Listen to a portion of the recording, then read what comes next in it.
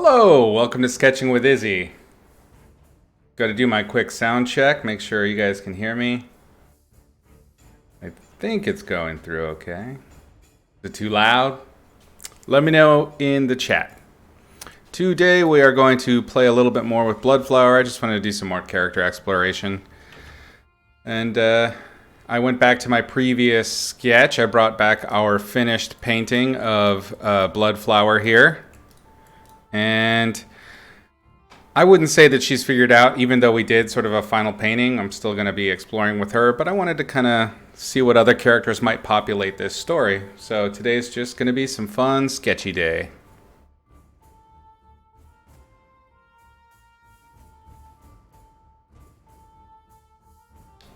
I need to find a layer first. I did all of these different sketches. There's a layer. I'm going to group everything back.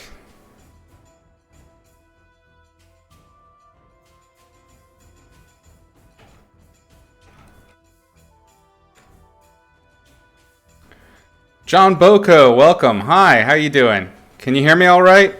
Just want to do a quick sound check, make sure everything's working well.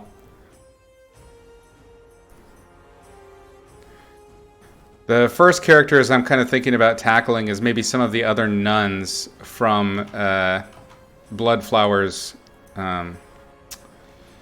Abbey.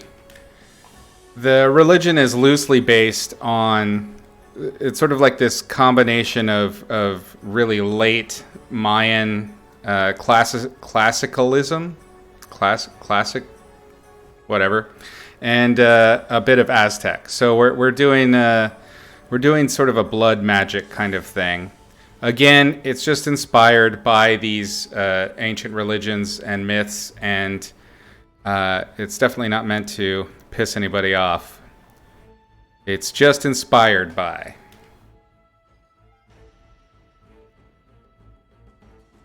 Because I love them very, very much. I think they're super interesting. John M. from Santa Monica. M? Let's see. Oh, that's awesome. Well, sweet. Stick around. I will deduce over time who I'm speaking with. I'm sure I remember you. I'm really good with faces. I'm shite with names. If we're friends on Facebook, just go like, hey, on Facebook. It was me. You don't need to put that info on here because internet.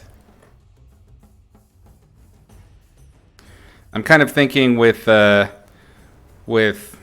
this abbess, who's kind of our primary antagonist. There will be a secondary antagonist. There will be a Darth Vader type character, but this is going to be our Palpatine. And I think I'm going to lean into a lot of the tropes for sort of the crone witch type character, keeping in mind, of course, that all the characters that we're going to be featuring in Bloodflower pretty much will be some manner of witch or sorceress. But this one's going to be sort of our classic evil. I'm going to be doing her. The sketches that I did on the last session are going to greatly influence what I've got going on here. So that was part of why I kind of went with that exploration. I still haven't decided whether or not Bloodflower is going to be heavily stylized. So far, there's been a bit of stylization with Bloodflower herself. And then when we did the river scene, we went for a much more sort of hyper-real look. So, I don't know. Again, I'm just kind of poking my way through this. It's difficult. It's doubly difficult because I am doing this, live, trying to find the look and the feel for this book. I'm just painting in silhouette right now. This isn't always what I do, but when I don't really have an idea yet, I don't have some specific goal in mind visually, I find that just kind of like making shapes and squidging brush strokes around kind of helps oh, something will come from it. I can always trust that something will come. It may never be anything even remotely like what I started with. It's very much just finding figures in the clouds, finding the animals in the clouds. Once I've got a direction, then the sketches will start to refine. It's sort of like dropping a whole bunch of marbles into a funnel, and then over time, as the marbles sink down into the little hole, you're going to end up with only a few things that can fit. So that's what we want. We want to just kind of force a bunch of marbles in and see what goes through the hole. Such a sordid description, my goodness.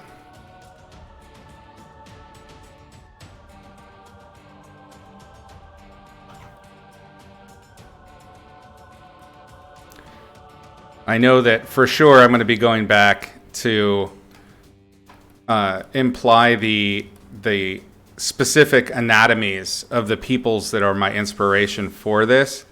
So either way, super overly designed and stylized or not, I really, really want to capture feel of sort of a proto-Mesoamerican people. Maybe she's really stiff and upright. Of course, that's kind of the premise. So I'm thinking now, I'm reminding myself of the character's purpose in the story, and she's meant to be this antagonist. The base premise of Bloodflower is it's essentially a retelling of the Immaculate Conception.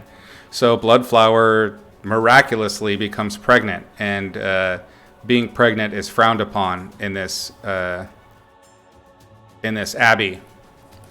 It's a dangerous kind of magic. That since they practice a blood magic, I figured childbirth would be a very chaotic form of magic, and maybe it's something really frowned upon. So that's going to be the primary motivator for our character to kind of get out of Dodge and start the chase, is that she's suddenly pregnant. And of course, even though this character is a sorceress of specific gods, she doesn't believe that our main character was visited by a god and impregnated. She just thinks she did it the old-fashioned way. And so that's where our trouble begins. So I think stiff and uptight might be a good start for her. So when you're doing your character designs, you want to think about ways that you can visually symbolize the aspects of that character that make them important to the story. It's like the buffalo. No part should be wasted.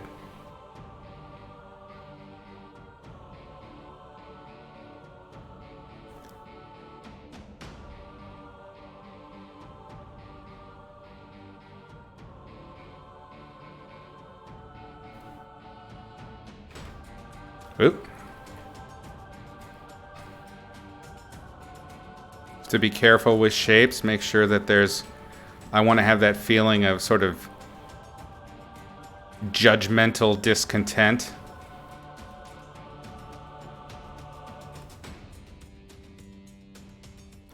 I'm loving doing the profiles of these people because the structures are so cool from the side. The nose going into the brow, the lip shape, the chin. And then of course I'm thinking about jewelry, so this might be like a septum bar of some type. Maybe she's got one up here too.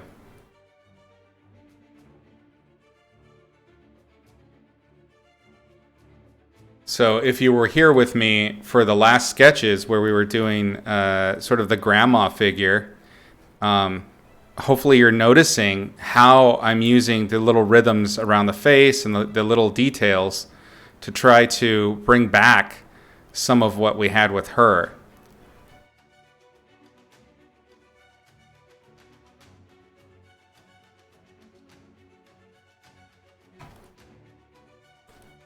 I like the idea that her hair is pulled super tight. Maybe it's almost, you know, pulling the skull back, pulling the skin back over the skull so that it looks and feels uncomfortable. There might be, you know, ways to hint at. Maybe part of that is just trying to maintain youth, a look of youth, or, you know, there's all kinds of ways to play with this. Naomi, welcome. Oh, thanks.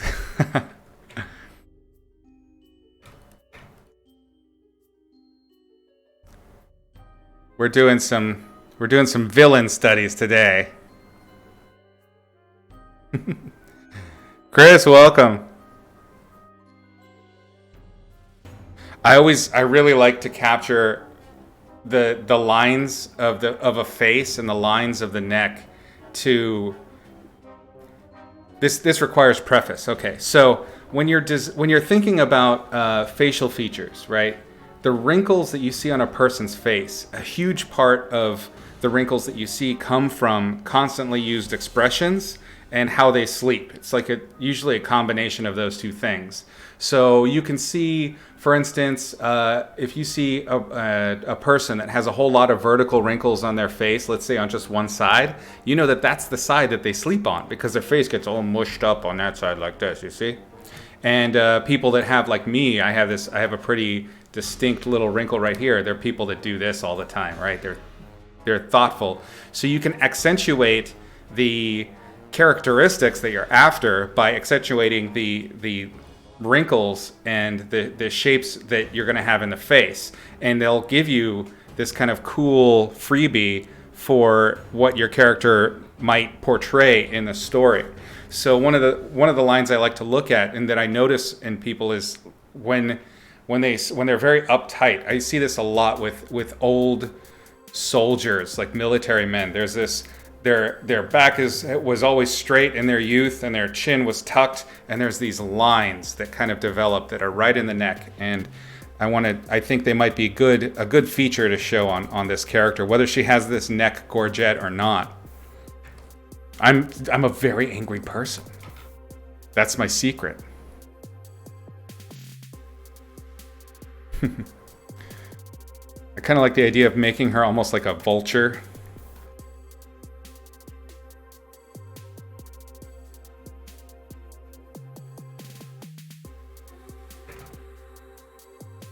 I usually don't associate the pinch with anger. I usually, when I observe it, it's an association that I think I've made with like overt thoughtfulness. People that are probably in their head too much. But you can also get the same, like a completely blank slate might also be a person that's in their head a lot. You know, they're just kind of like,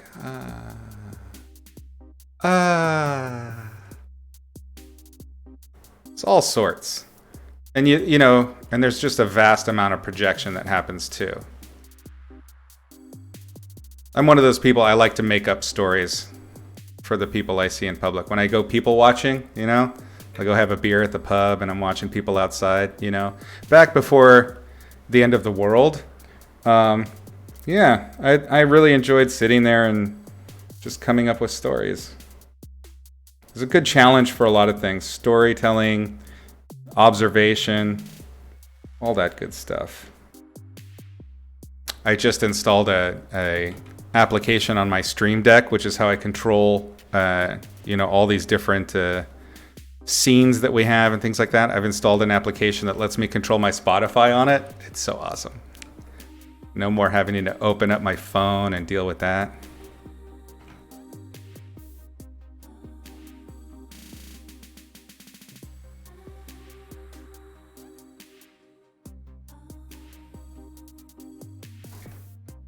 This doesn't need to be a finish at all. And this is one of my big weaknesses or my big problem areas is I'm a finisher. I really like the finished painting part, and that's not really good for a concept artist. And it's been a constant struggle for pretty much my entire career. is my impulse to make finished paintings rather than to explore. There's a lot of people like that, so I don't feel particularly crazy in doing it. But I have to remind myself at times like this to just kind of sit back, have a quick fun sketch, and then move on. So that's what we're gonna do. Quick fun sketch, and then we're gonna move on. Goodbye, Abyss. I'm gonna put you over here. You have done your part. I've learned things. There's things I like about you. There's things I don't. We'll continue on. Let's see.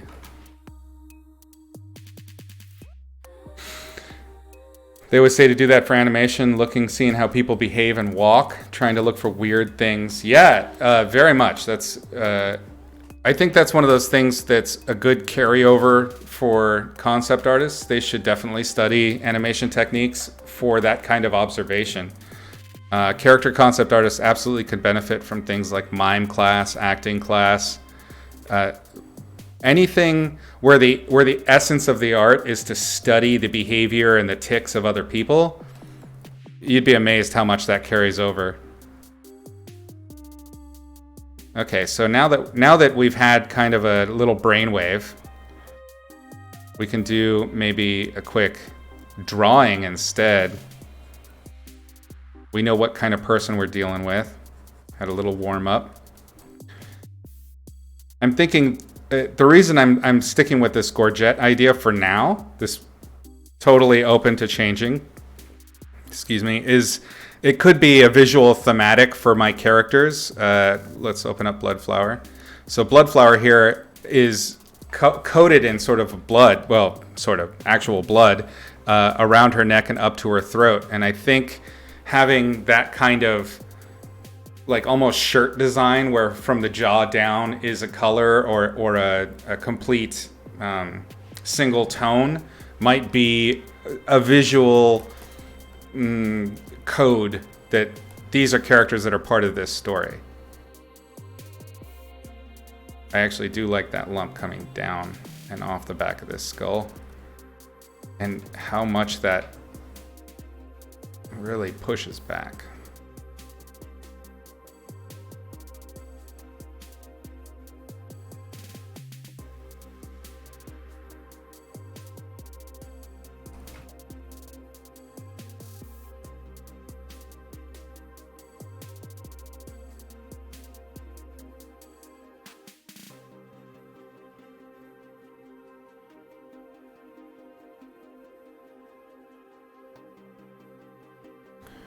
I love working in black and white for this kind of sketching because it's so forgiving. As long as you have like a decent brush and a basic understanding of the fundamental rules, the logic of light, you can get a lot of expression and information. It's a very fun approach for me. This is always difficult when I want to do lean, I want to do intimidating, but I also need to make sure that age is clearly indicated. That's the word I'm looking for. I don't really have an age worked out for her yet.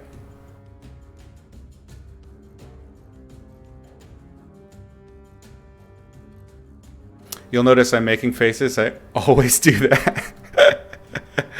I make all the faces. I'll just have to make a collection of Izzy faces.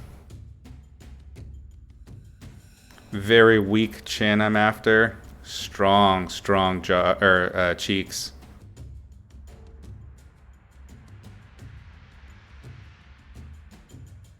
Yeah. Hi, Dinok, welcome. I also, yeah, value sketching, so fun. I concur completely.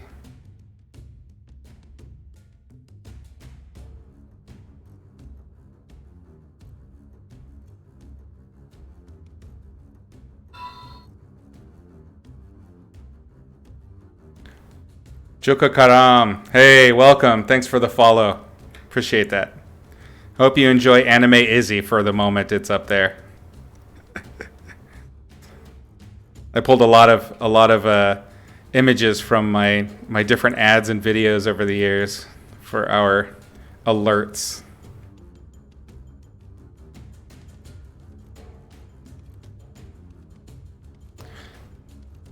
So, particularly the Aztecs, their priests and wizards and sorcerers had some really unique costuming and strangeness, and I want to lean into that. I want to kind of see if I can capture some of that with the costume.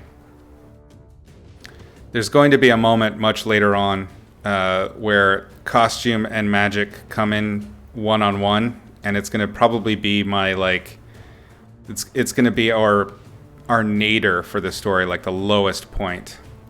Very dark, very twisted. Cannot wait to get to it.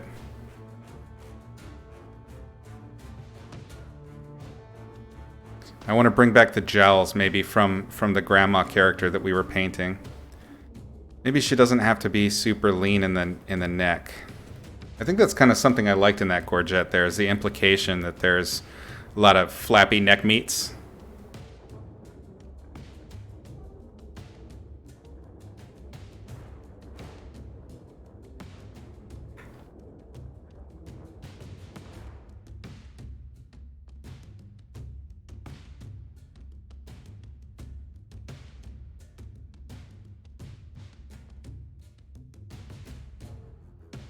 You saw some art on Twitter? Oh, thanks. I appreciate that.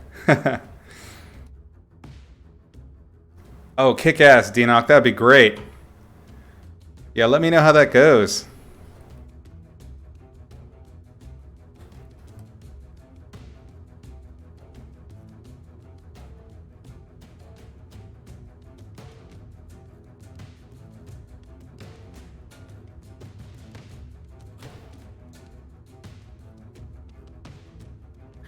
Yeah, if you're ever watching one of my streams and I start talking about some really strange verbiage, give a look through my Gumroad. I have really focused episodes.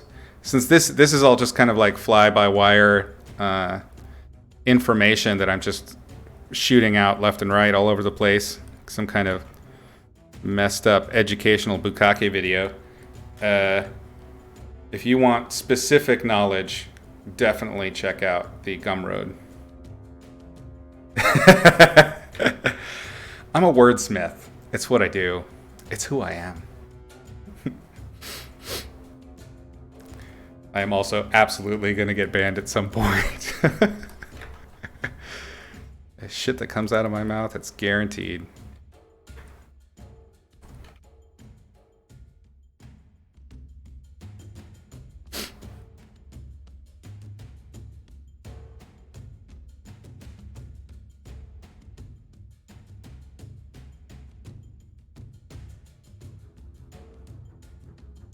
This one's definitely a little more naturalistic. I want that high cranium that juts backwards. It's got to have that planked head shape. I need to take it even further. This is my classic error. Trained how I was, I just make everybody white people. So let's go and see if we can do this with warp. If we can't, we're going to take it to Liquify next. Yep, Liquify. Let's do a quick save.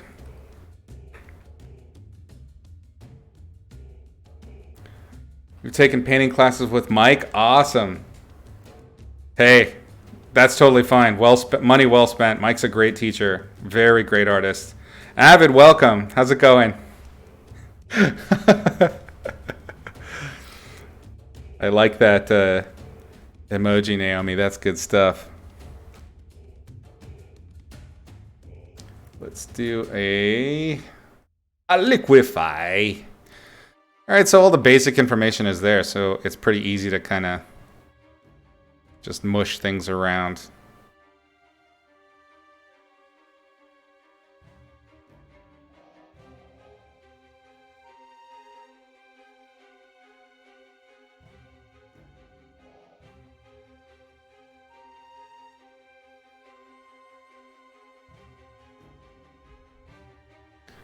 super not cool for the figure drawing folk in the audience.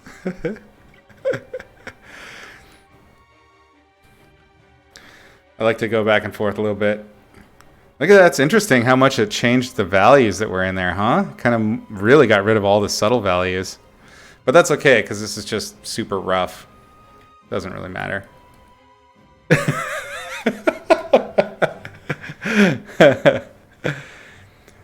Put 2 weeks into your retail job to do freelance. Awesome. Hey, it's always scary to make that leap, but always going to be worth it. Naomi, so triggered. So triggered right now.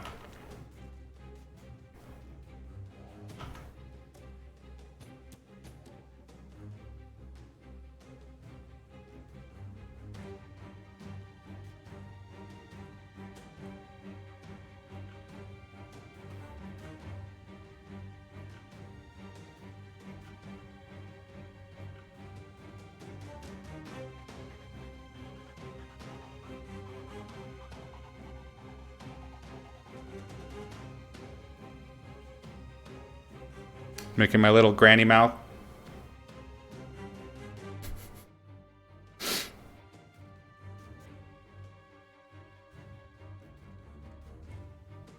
I remember that the grandma that I was working on had these really amazing epicanthic folds.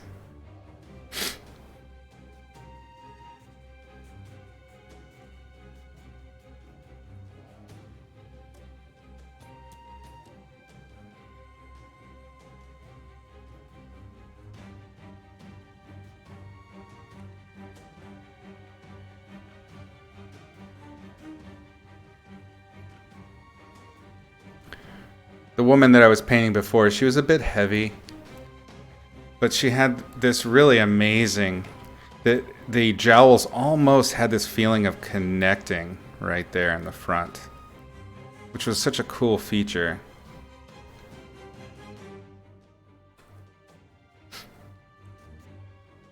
So this is the opposite, that she's not being uptight by having these lines there. I can hint at them, of course, have little sort of secondary and tertiary little lines there.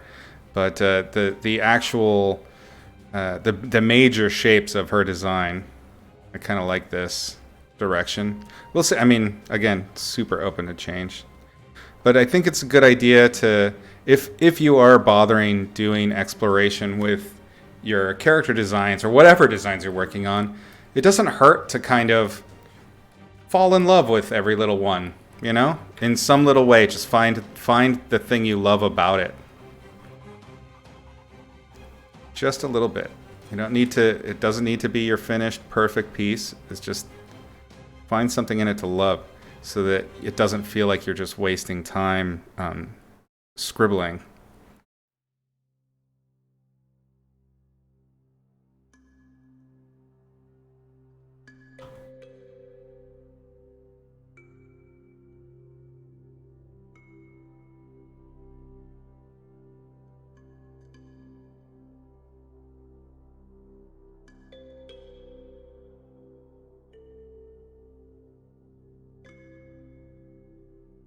Quick goat think style lighting there. Just kind of. This woman needs to be fierce and intelligent, dangerous. She's an extreme threat to our main character, our MC for short, if you're a writer.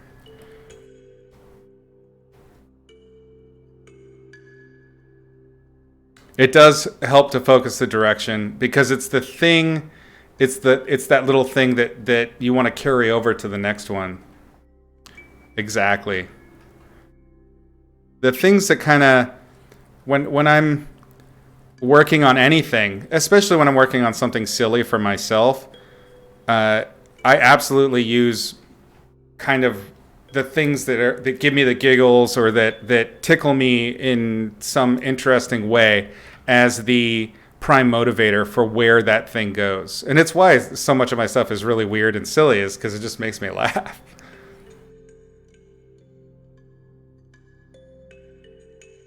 If you can find a way to do that with all your art, even the professional stuff, I think you'll find it a lot more satisfying.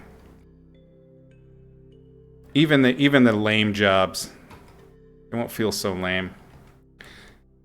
Because every now and then you get an assignment that's not super fun.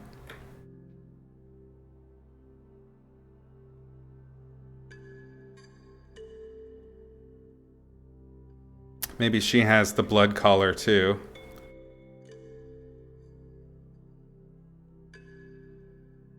I like the idea of kind of a squat, you know, her shoulders up high, maybe a little bit of a crone's arch to the neck. What's the lamest art job I've done, or one I just didn't really want to do? So, the more you guys hang out with me, the more you're going to see I'm going to have a whole lot of moments where it's a do as I say, not as I do kind of thing. I absolutely have had some jobs where I was like, what? What? And struggled really hard to find the things in it that I loved. And one in particular I'm thinking of right now, it was the first one that I thought of when you had that question. I was asked, after finishing working on some pretty important stuff, I was asked to design some rocks. And they weren't very interesting rocks. And I remember just being like, cool. That was a struggle. It took me a while to find my happiness in it. But I did find it, and I will tell you what I ended up doing.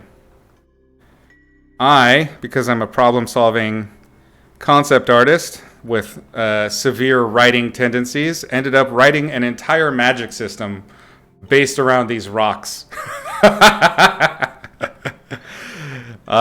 Needless to say, it didn't get approved, but it made it fun for me.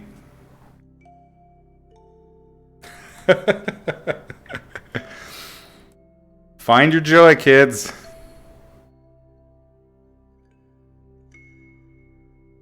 Even if everybody else thinks you're crazy.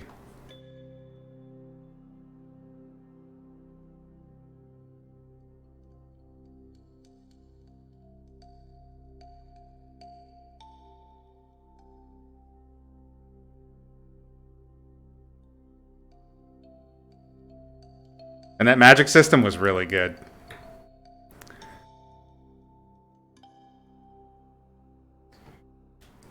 The cool thing about all that stuff too is, I mean, when you've gone through the trouble of assembling that kind of information, it's never really lost, even if it's not used for whatever project you're thinking of, or it's not the solution at that time.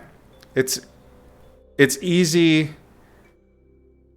It's important to remember that you can kit bash stories, you can kit bash world building, just like you can kit bash anything else. So nothing is really wasted.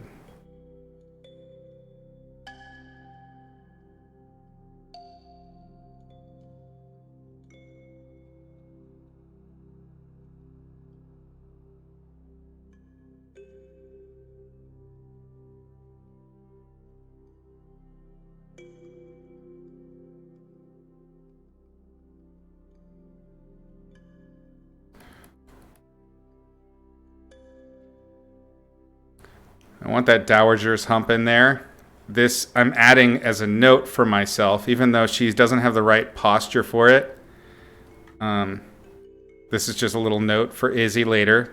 Future Izzy, this is an idea you had. Don't forget that you might be able to use this.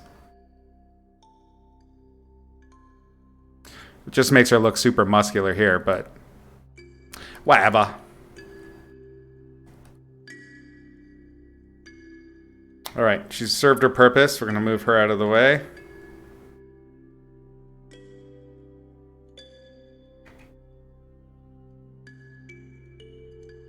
New layer. Buff Grandma all the way. If buff grandmas are your things, check out my story, Granny Claymore. She's actually tiny and squat and roundy. She's basically like a drunken Yoda, but she's a badass grandma.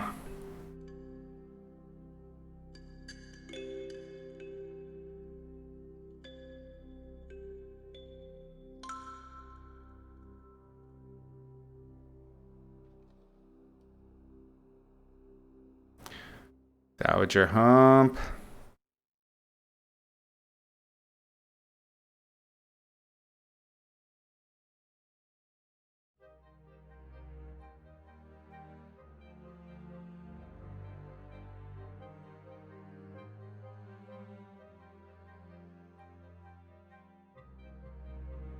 Yeah. I don't know why, but lately my Nostromo's been doing things where it'll just a macro will hold a little too long, and then the letter, whatever it is that's being pressed, will change to a different tool. It's weird.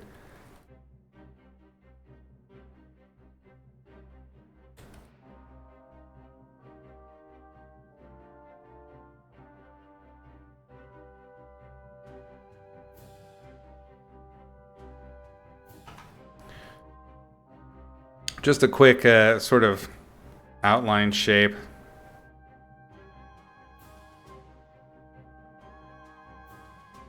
It doesn't have much motion or animation to it, but we can build on it. Mostly, I think when I'm doing shapes like this, it's just about kind of figuring out some landmarks.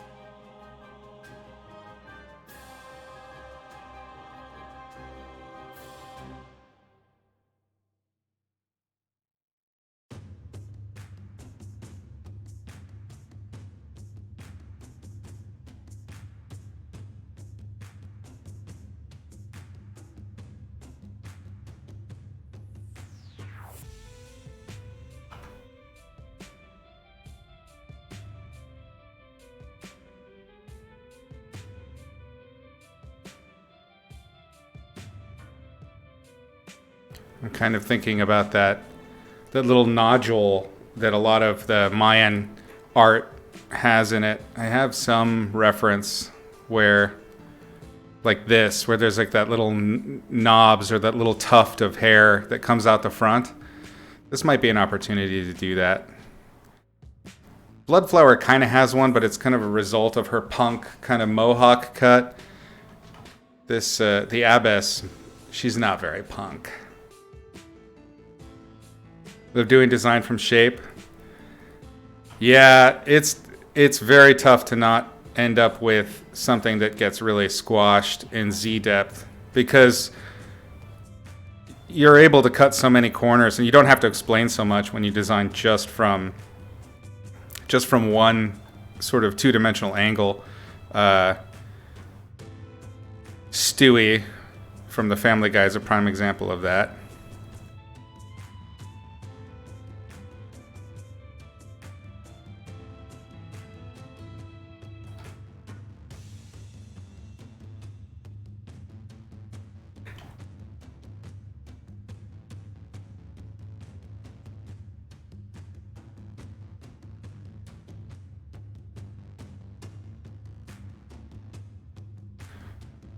Keep it loose. Allow, your shapes to kind of... Let the shapes and strokes kind of find their way on their own.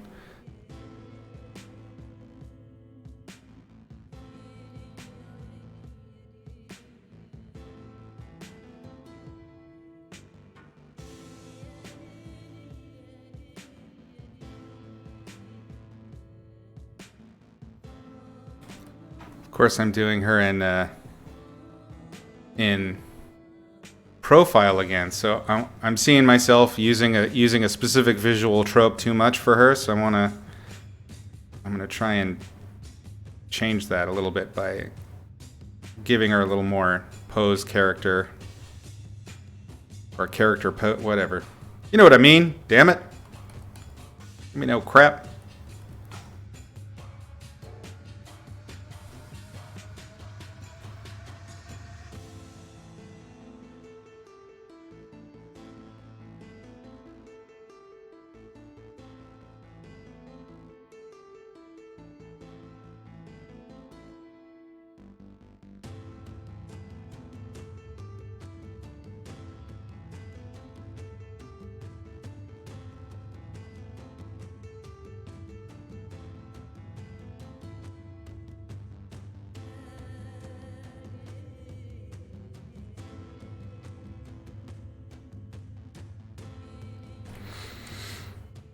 How long has it been since I started working with art? Good question. I did a bit of drawing when I was a kid. It wasn't really my focus. I used to want to actually be a musician. That was my first sort of creative venue. When I started to really take it seriously was high school. The school that I got into didn't have an art program, so I had to find something else to do to justify my being at an art magnet school for weirdos.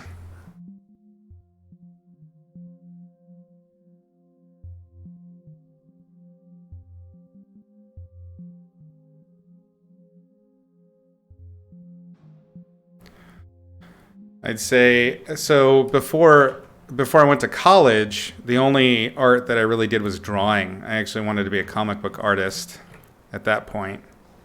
I didn't really do much painting until right before college. I started doing a little bit, and then once I started doing studies at school, they basically taught everybody to paint. You know, if you were doing the illustration program, you had to learn how to paint. I wasn't interested in it because I just wanted to learn comic book stuff.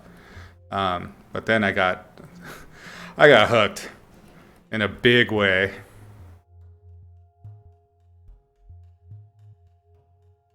I was really fortunate. I had some of the best painting teachers. Learned a shit ton. Great design teachers. It was a great school. I would absolutely go to college again in a heartbeat, even coming out of it morbidly in debt.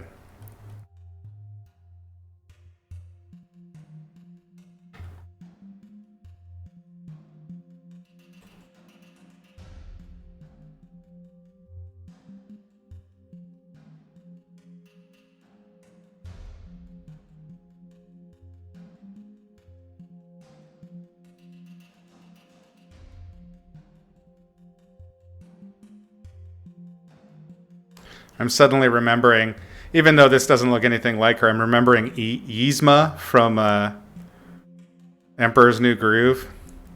I should definitely be looking at Emperor's New Groove, because obviously that's very Mesoamerican.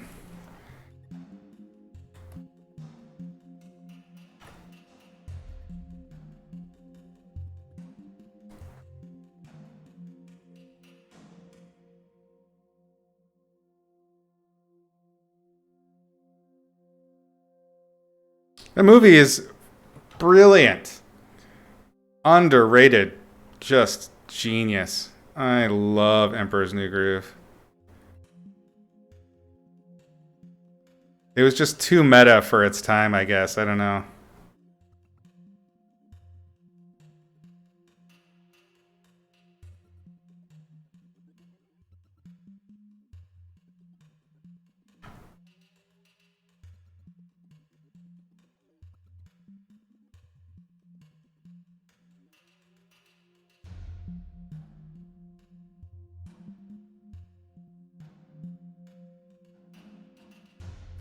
Some aspects of expressions are universal regardless of age, race, and one of those things that's a great indicator is flared nostrils when people are pissed off. Everybody does it.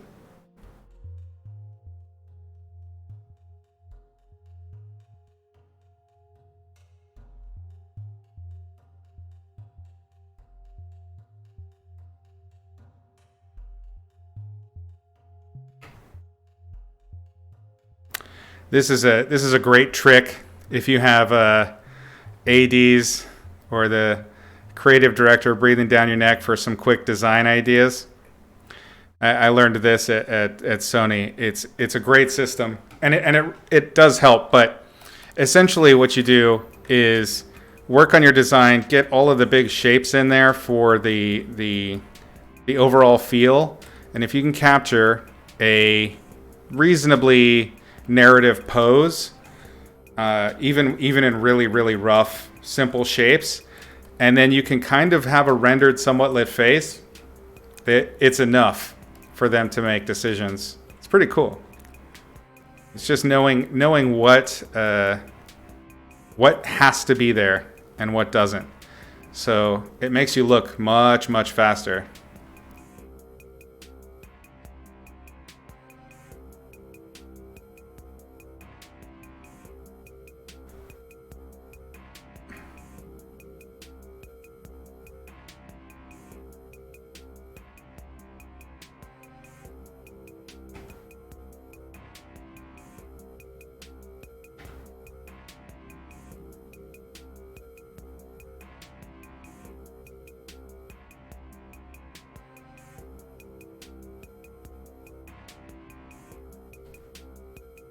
Ah, thanks for the extended follow, Thug. How you doing, buddy?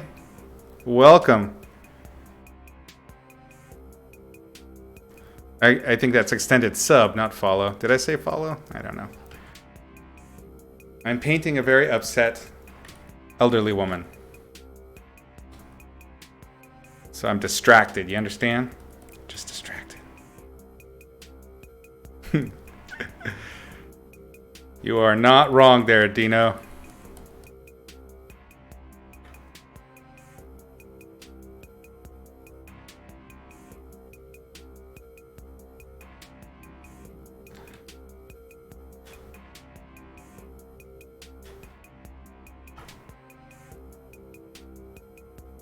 This is also true. What I was just telling you about doing your character designs. It's also very true for hands. If you can get a quick sketch of the hand in there, light it roughly, it's sufficient for that. For those first passes of sketches, it's a great way to go. Now, anatomy doesn't have to be perfect. Just get the idea down.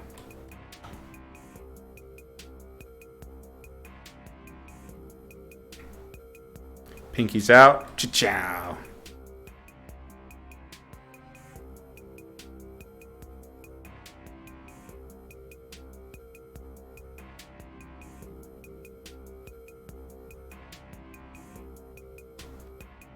Wrapping up the day's work.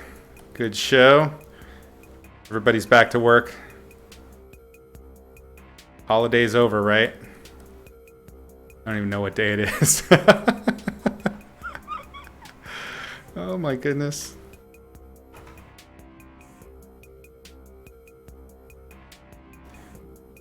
Dangly bits, always good.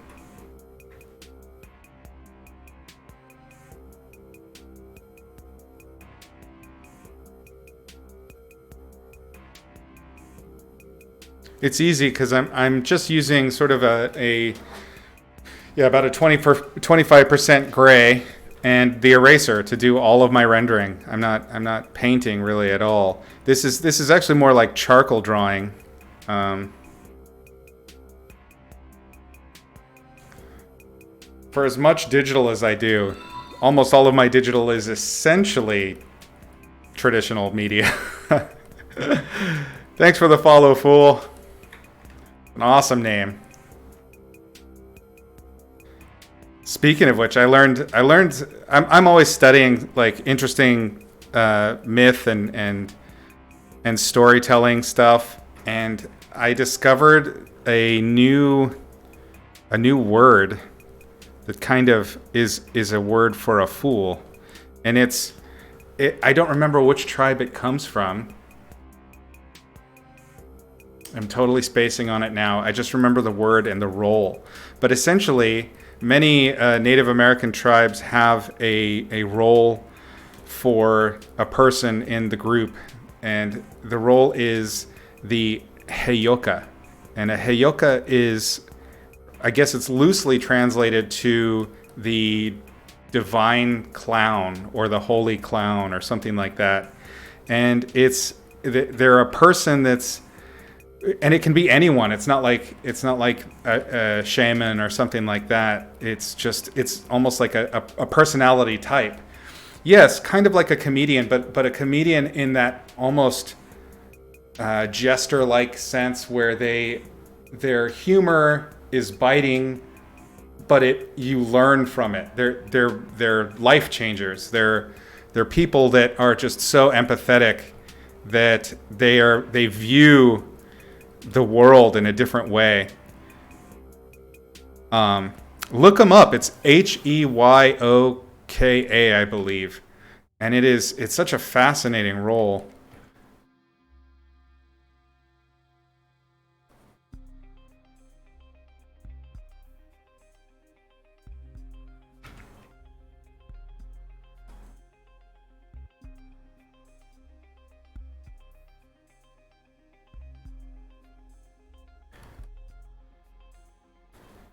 In cultural anthropology, there are many, in all cultures, you have rituals or roles that permit breaking the norm and breaking the rules. And perfect example of this, for instance, we have in American culture, Halloween. Halloween finds its roots in a very sort of almost anarchic ritual in which the entirety of society is permitted to break all the rules. And if you look at the rituals that are even extant to this day, things like going to a stranger's house and asking for treats, that's breaking the rules of society. You're doing everything wrong. And these different rituals around the world and of different peoples, it's important. Like it's part of being human. You have to be able to break the rules sometimes, or there has to be rules about breaking the rules. It's really interesting.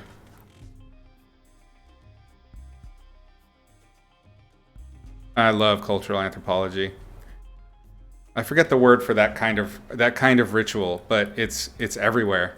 You know, the tomato festival. What is it?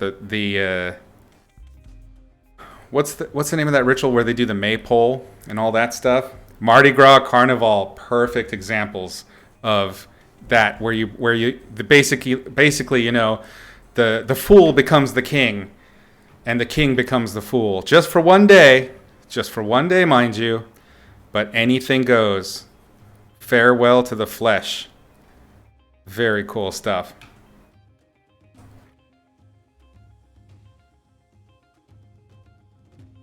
So many native cultures have and still deeply respect these rituals or these roles, where breaking the rules is necessary. It shines, you know, it holds the mirror up to society.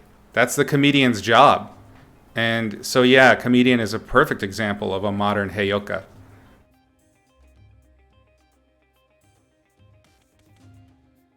The people that can get away with doing and performing those things that make you just a little bit uncomfortable because it's a little too on point.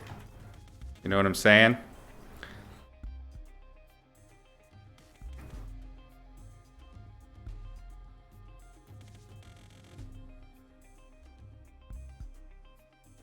All right, we're just noodling at this point. I think we've got enough information from this drawing now.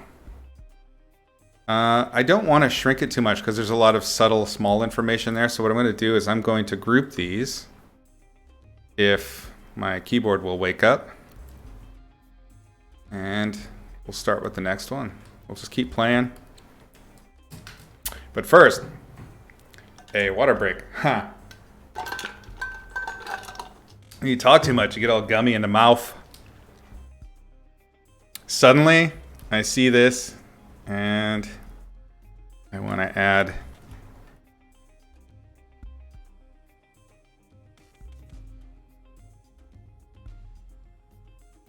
I don't know why. It probably will end up being nothing, but I just wanted to kind of add some accent values right there.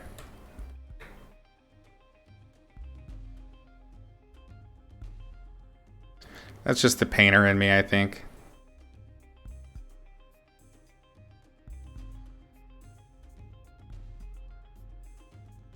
Doesn't serve any purpose, but why not? All right, so on to the next. Let's see.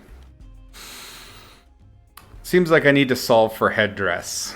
So let's get back to that.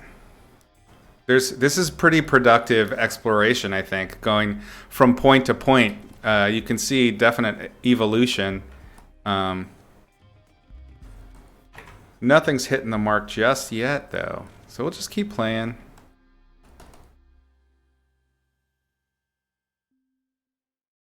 Let's see. Maybe I want to kind of see what she looks like during her kind of Tetsuo moment, right?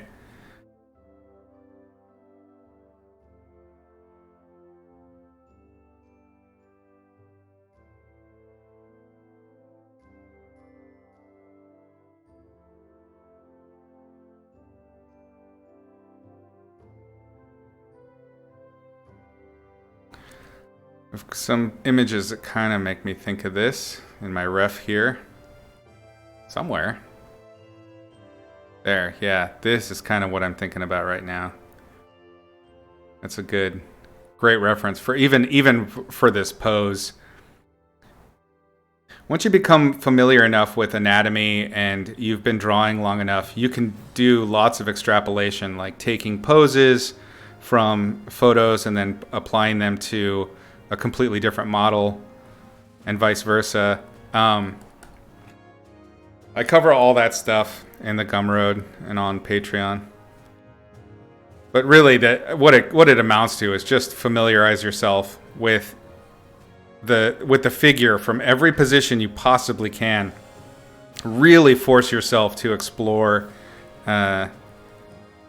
the different angles, different potential lightings, and then of course expressions, facial features. And once you have a pretty good lexicon, like a visual vocabulary for all of that stuff, it's kind of easy. You learn to kind of look for the anchor points. It's almost like little dots, like a motion capture, right? You got all those little dots on the face. It's like that, where like, okay, this is part of the skull, this is part of the skull. We've got the nose there, bridge here. This musculature has to fall in this place. And you can just kind of map. And once you've mapped and you have it located according to the three-dimensionality of the form, then you can just, if you need to sag or change the expression slightly, all of those anchor points will remain the same because the underlying structure is the same, or more or less the same for everybody.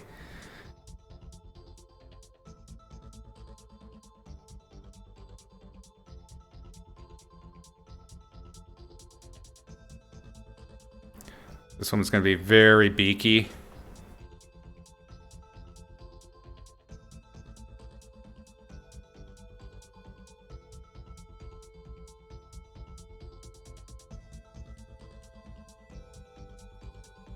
This is the, you done fucked up face. Yeah, you can do it. I mean, if I did it, anybody can do it. And I'll tell you the secret. Just fucking study a lot. Put in the hours. Put in the hours. You don't need to do them all at once. I'm not encouraging that. I think that's really unhealthy. But put in the time. What is that? The 1,200 hours or whatever? 12,000 hours? I forget the phrase. But it's absolutely true.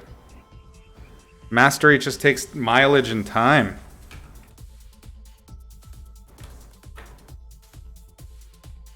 Sometimes it seems and feels like you don't have the time. I mean, life gets in the way. You got, family, job, all sorts of things. Just make the time and keep climbing. That's all anybody can do, right? And if it's something, if that's the real hard out dream, you'll find a way. You'll find your path there. 10,000 hours, that's it. Yeah, thank you.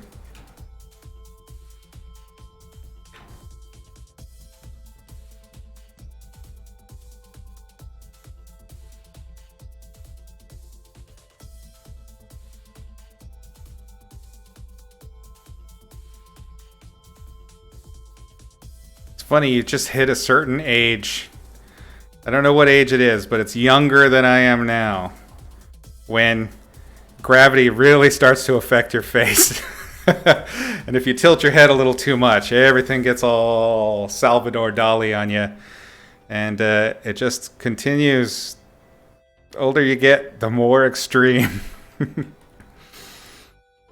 it hasn't happened to you yet, I got bad news for you. Your time's a coming. If it's already started, I feel you. Just don't stand on your head.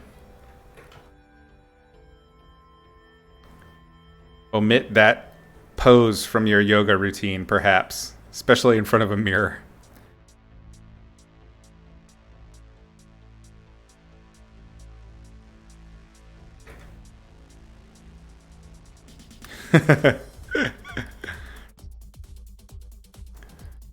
Few years.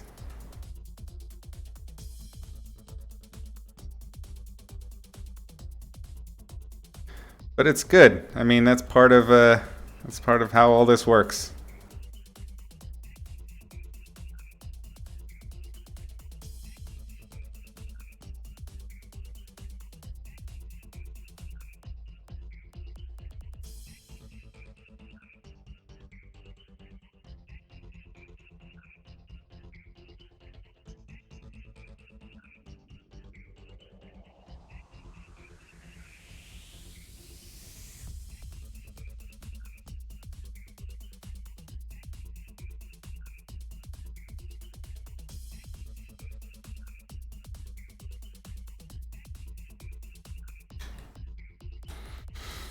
The Sacred Clown. What a cool concept, man.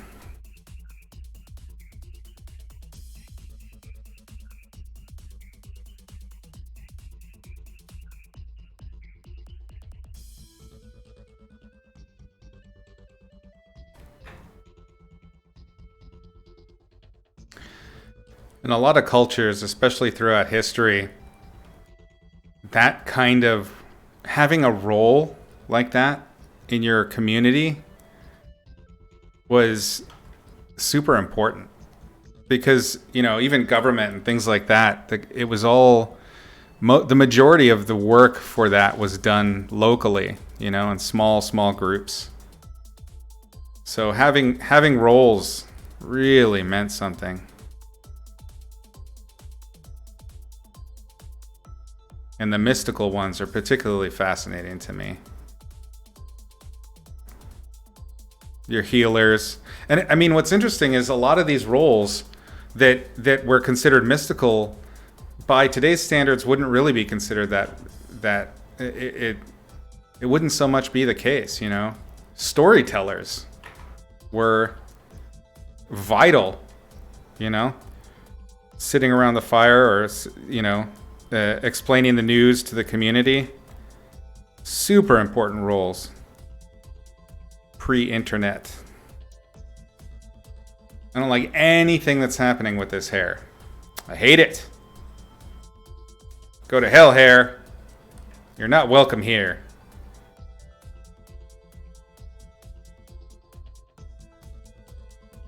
Okay, so part of this is I've lost my cheekbones. I gotta bring them back. This is why I like to have these other things up at the same time, because then I can cross-reference back to where I was. If they're not up, it's so easy to kind of lose your place. Thanks for the sub, Art.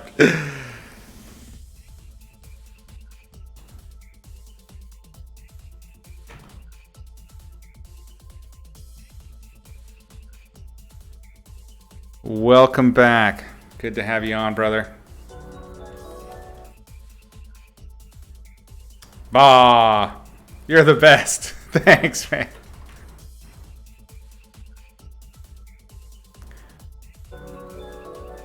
Maybe something more like this. Thanks, man.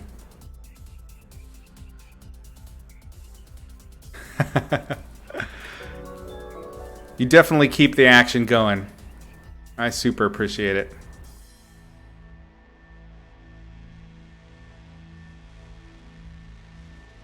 Maybe give her a little of that Beethoven sweep.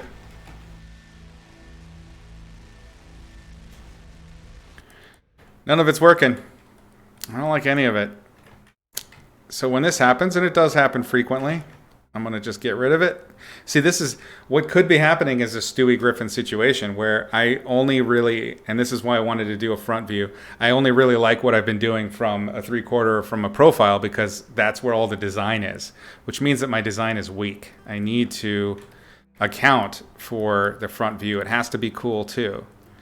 So first, one of the ways that you can get around that, and I'm going to show you this right here, is to kind of do an ortho.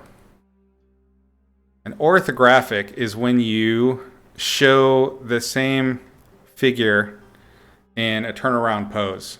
And if you look at the art books I did for like God of War or any of my concept art stuff where I did a finished character concept, it went from the sketches, these initial bits, to a final design, and then I had to do a turnaround in 3D for somebody that's going to sculpt it, and I needed to account for everything, so I would do a turnaround.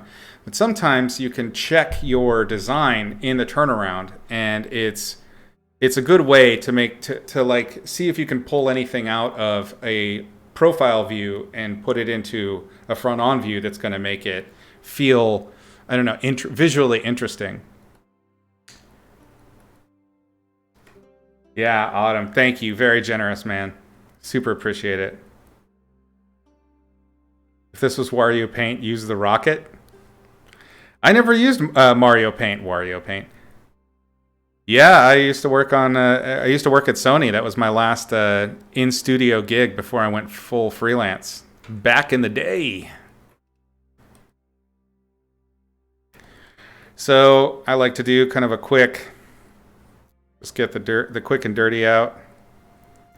I know that she's going to be all cheekbone. And anytime you're not sure where you're going to be on you just cross-reference, just check. Make sure. Okay, that's roughly where my cheekbone's going to be. It doesn't have to ever be perfect. I mean, if you're doing this for a 3D, for an artist, and if they're not interested in doing much design on their end, then yeah, you got to be close to perfect, but...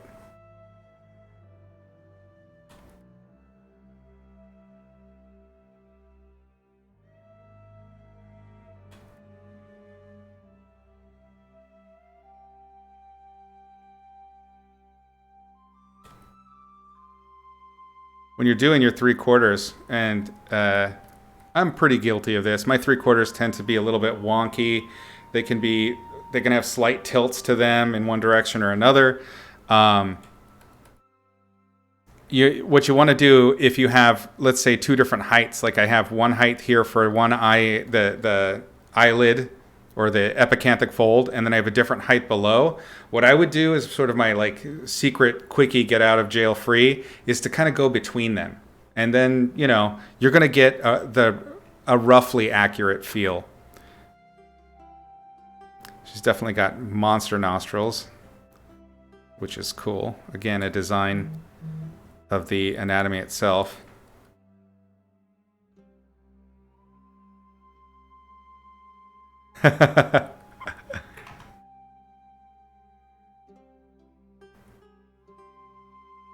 Really? You were talking about the same thing? Yeah, epicanthic fold. I've got it in spades.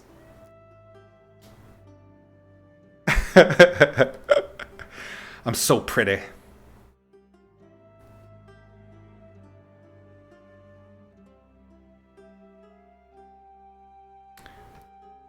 Whoops. So I've made her, I was getting a little overly generous with her eye pouches. She has really tight little eye pouches. And then she's going to have God damn, my eyes are watery. The deeper sort of pouch that's developing. I even kind of have it kind of beginning. And you can see kind of how the cheek meats are separating here. This is just like slow. This is the slow decay, the entropy of time attacking my gorgeous face.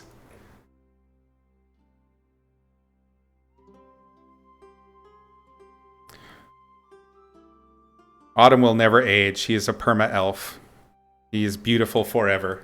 Timeless until he decides to take the ship to the Grey Lands. Your fold is the Asian type? Yeah. Oh, okay. Yeah, then it's the same for both of us. I am not Asian either, but also have the epicanthic fold.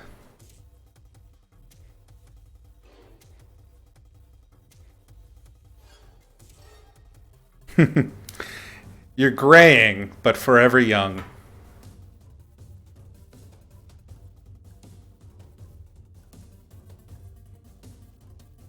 Of course, it's a good idea at some point to get rid of your little markers. You don't really need them. The ears are much too high for what I've got here. They should be lower. They're kind of the ear being high here is lending to that feeling of having a slight tilt to her head. So I'm going to just lower that down and just keep in mind roughly the size of her ear, which is, eye to the bottom of your nose roughly.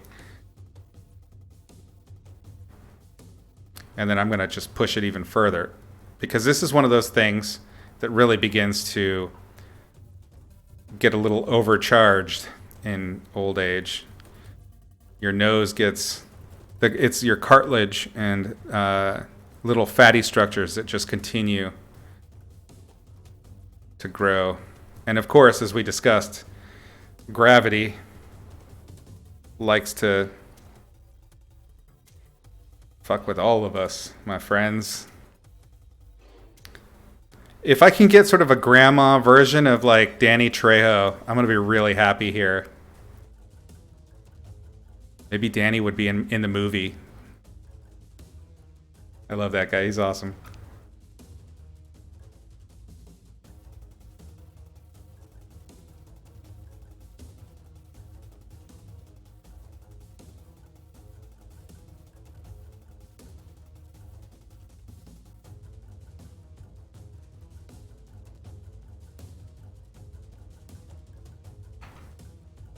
Now that I've got it in my head, I'm just going to paint Danny Trejo, I swear to God.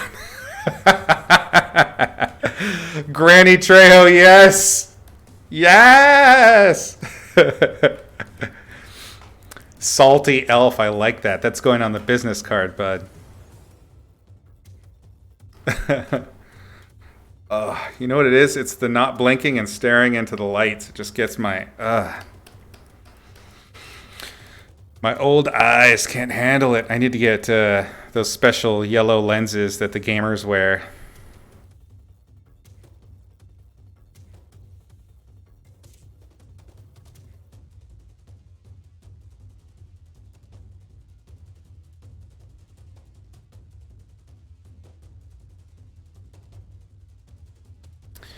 I did a lot of sort of interior cranium. The orbital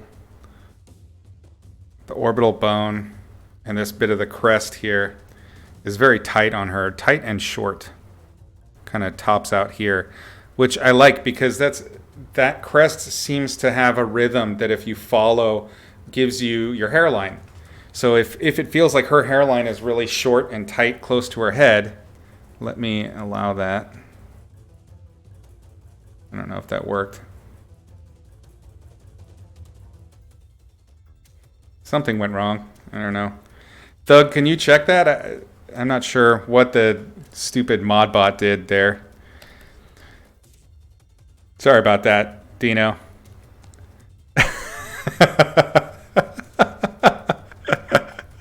Thank you for clipping that.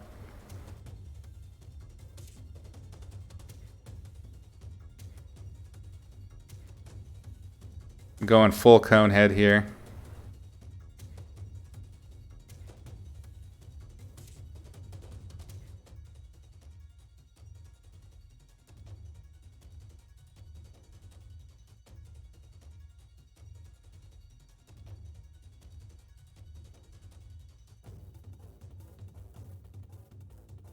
So that's essentially doing orthos, and then you just have to do it for every position, front and back. No problem. Good luck.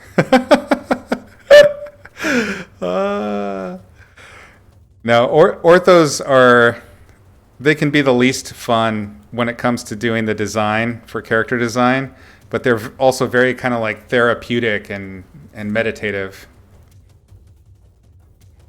Orthos can be fun with design because in essence they have there's a formula that you have to follow. So like the hard thinking work is done, and now it's just, you know, make sure you don't fuck it up.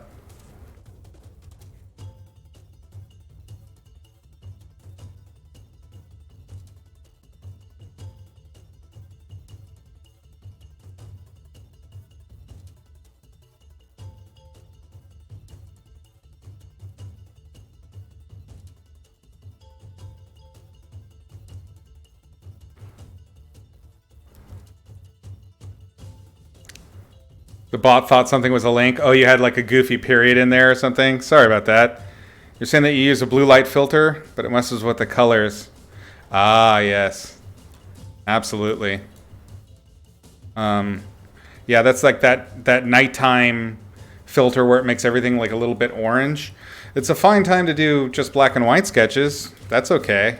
Can't really mess that up with a filter like that. But yeah, if you're trying to do a real painting, it's totally gonna mess with your hues. Just be a 3D engine. You hate orthos? Really? You know. Well, what was crazy with God of War is not only did we have to do orthos, they had to be fully painted and rendered with light. So try that one on for size. Holy shit. That was some over-the-top stuff.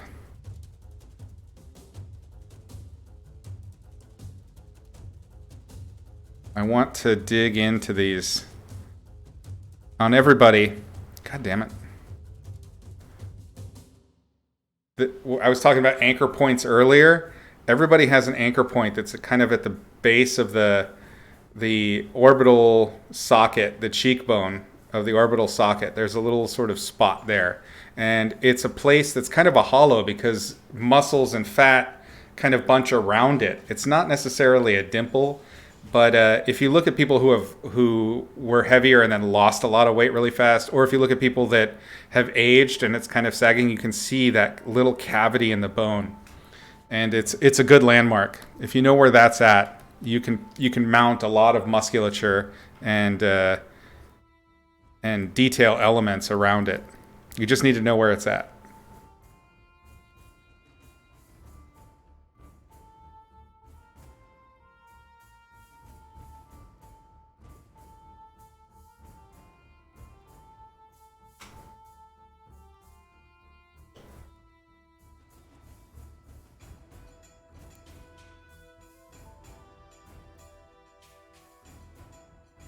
Fast forward. You have no time for your nonsense.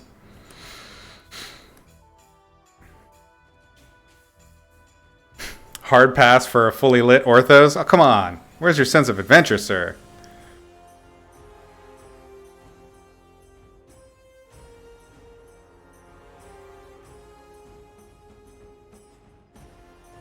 Was it the God of War remake or the older ones? The remake, do you mean the new one where he's in Viking times? I did leave the studio before that one. That was led by a bunch of other artists. They're all top tier. But no, my last God of War game was Ascension, which was the last Kratos in Greek land, if you will. See, we kind of even have to light her a little bit because there are planes here that don't quite make sense. So I'm just going to real quick kind of do some implied.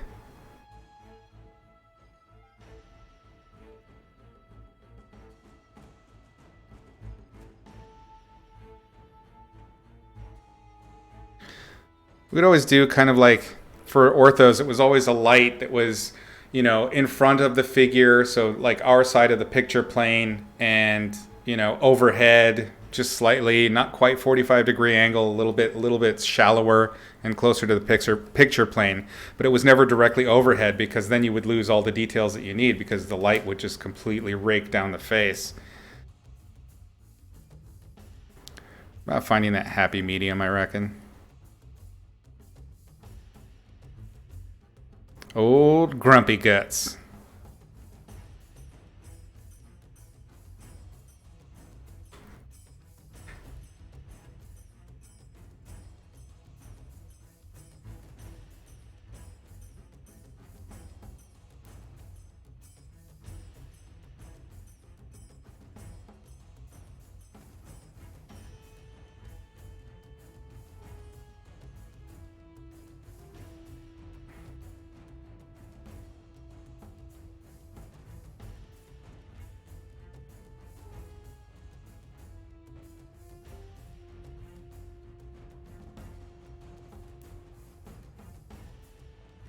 Yeah, Rafa is awesome.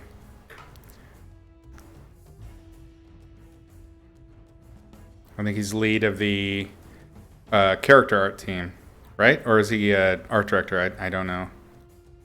Great dude.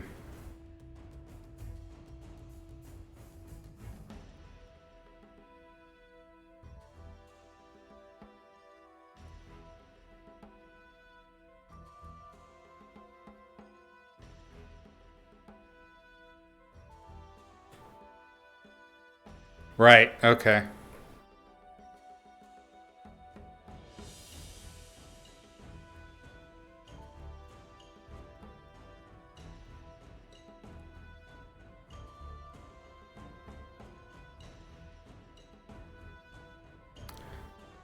So this sort of shelf of bone needs to be described with value rather than line.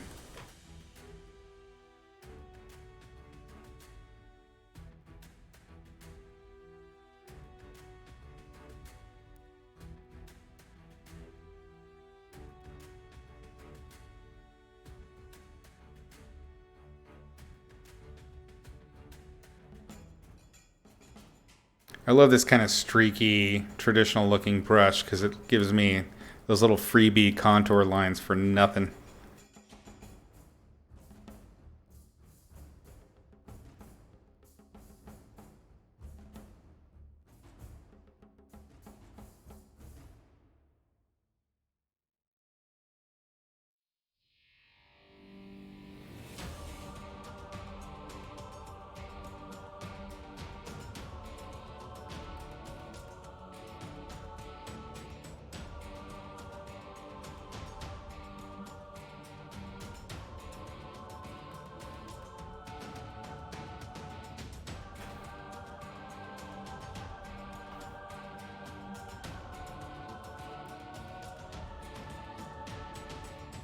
And then, if you want to get real squirrely with it, just grab a lighter value, make a new layer.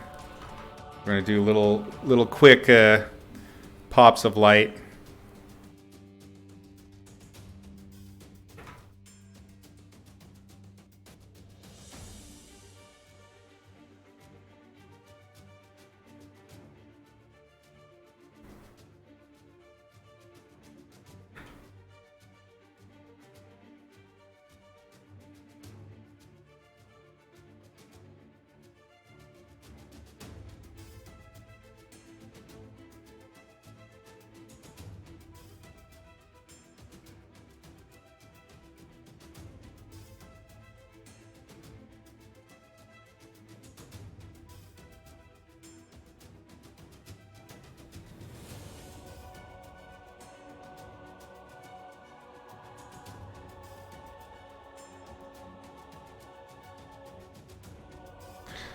Really accentuating that fold.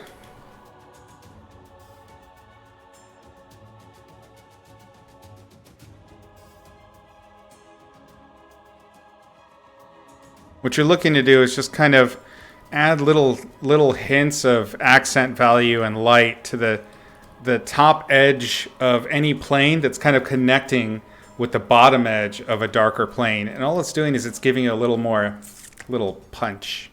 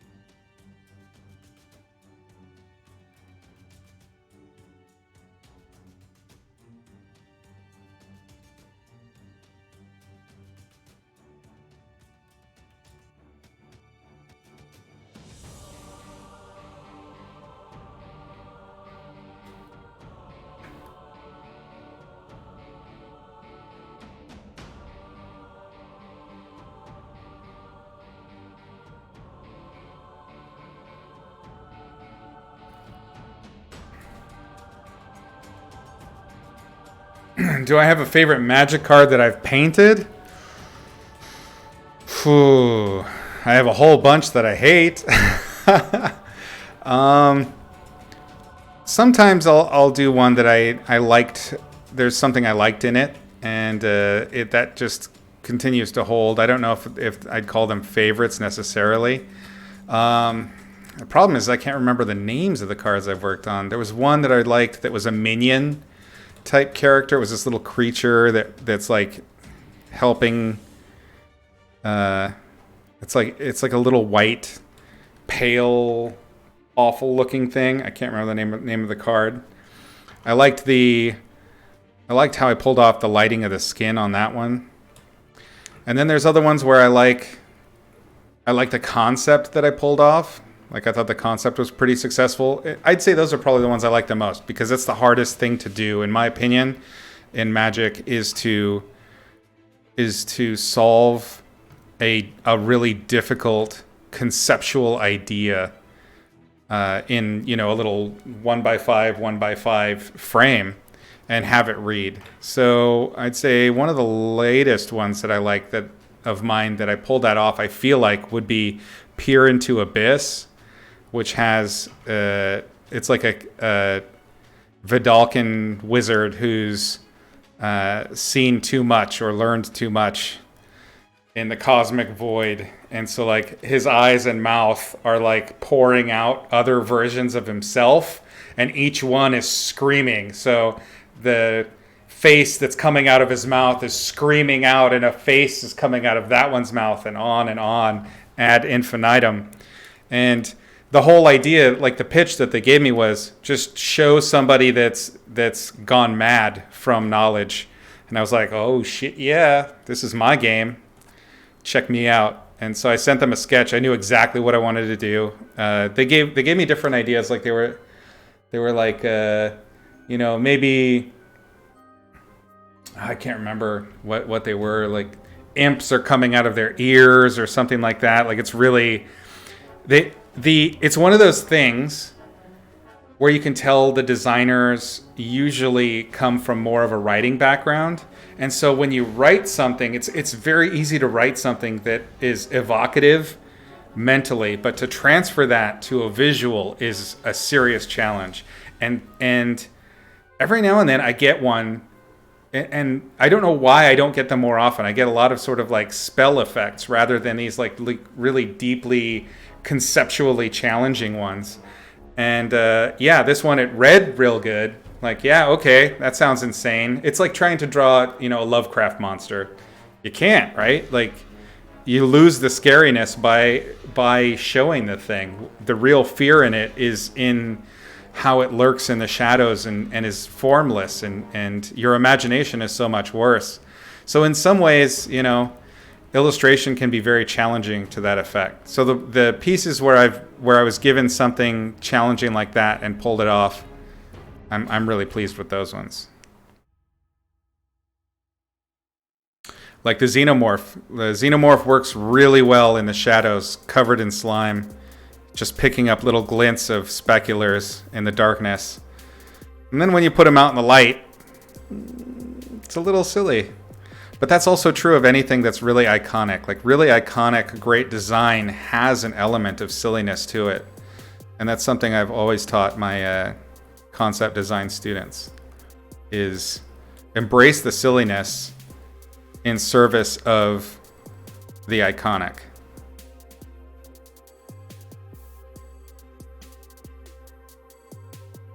I feel like we lost the flatness of the face some.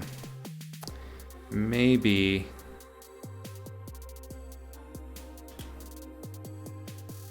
I've certainly made her more greasy. I got a little over the top with the highlights there.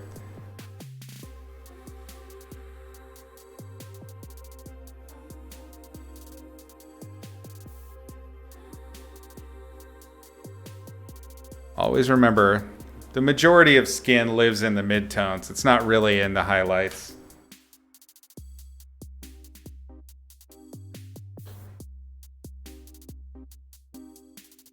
The Jaws effect, exactly. Yeah, heat lamps. Granny's cooking. So you can go either way with that. you can lessen the highlights like I did, or you can just amp them up. So we can make a new layer and just kind of fill out those midtones so that they're more, there's less of a contrast drop off, so it doesn't feel like a shinier material. There's always at least two ways to tackle something with painting.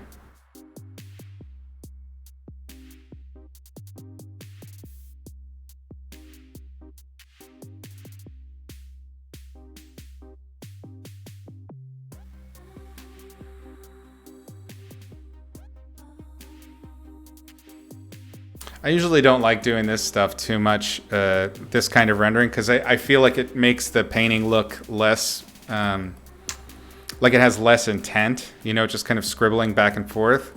I prefer to have a strong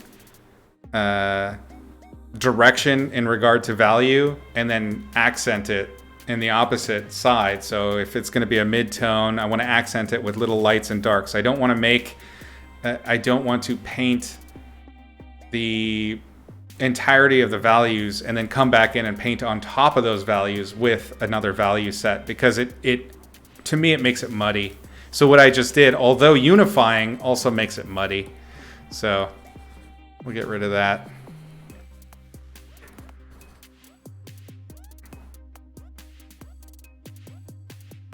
What's the idea for this project? This is sort of an excuse for me to do a book project. My goal is to make an illustrated novel.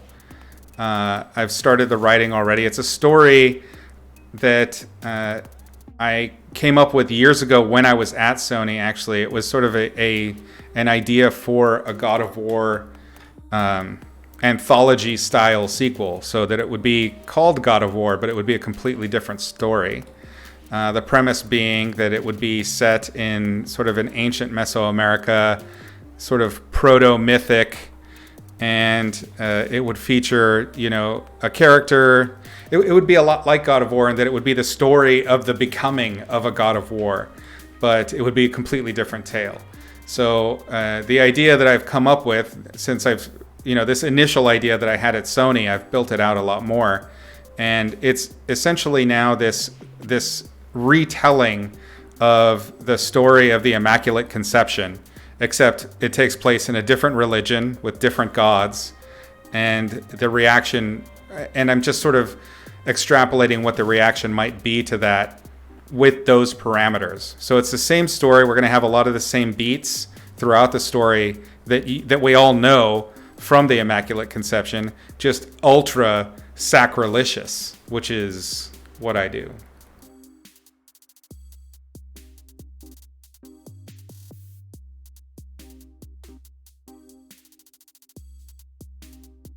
Oops.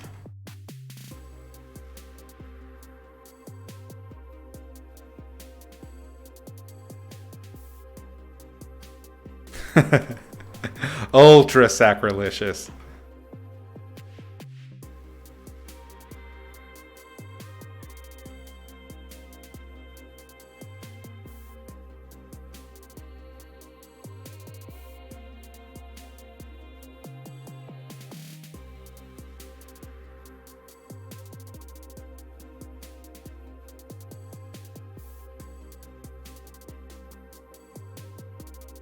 I also wanted to tell a story where all of the characters in it were female. And of course, this was back then. None of the current political situations were the case. So it would have been absolutely sort of, in my opinion, I was going for groundbreaking in every possible respect, and it just wouldn't have. I think there's a reason that they didn't make it at the time, but like I said, I just like breaking those rules. Maybe I'm a heyoka.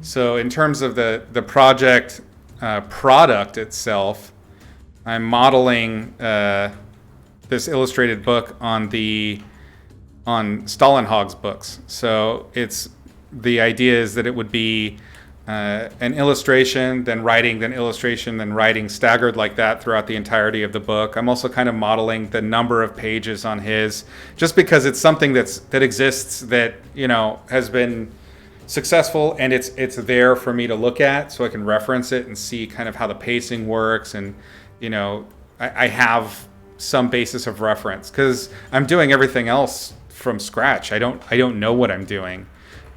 So I figured it would be kind of fun to do this with y'all all along the way, so you know, you can see the entire process.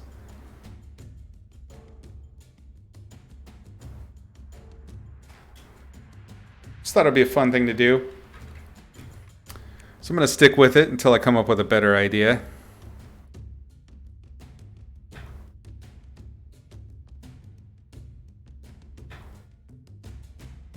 Hopefully you all like it too, and see the potential for it.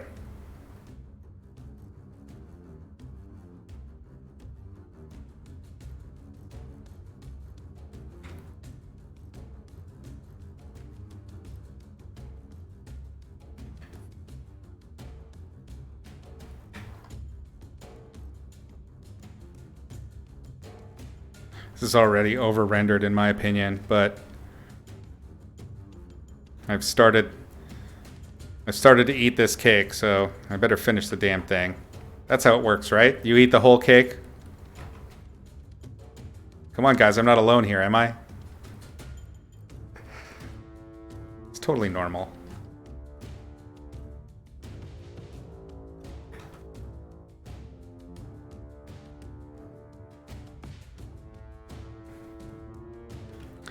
Yeah, my hope is that this would be sort of inspiring in some way, so that everybody kind of gets on their projects. It's good for me because I have a schedule, you know, I have set time that I can work on this thing. I don't have an excuse to, you know, let it fall to the wayside.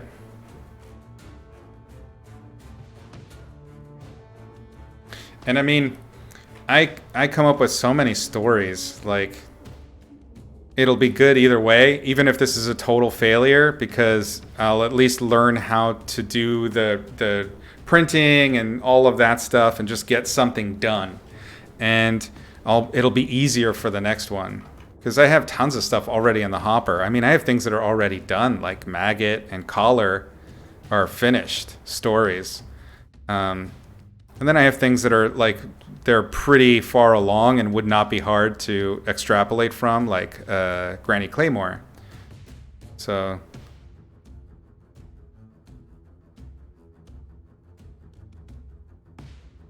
yeah, it's just a matter of getting things done, you know, at this point. I have all of this content, and there's so much stuff, and no one's seen it, because it's just, you know, it drowns on the internet in the tons of content that exists out there, which, you know, that's just the nature of the beast.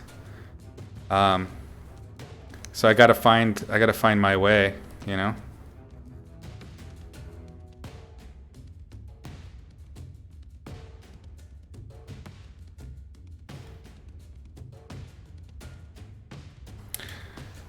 These these lines I'm making are definitely making her look like kind of a Swamp Thing, kind of.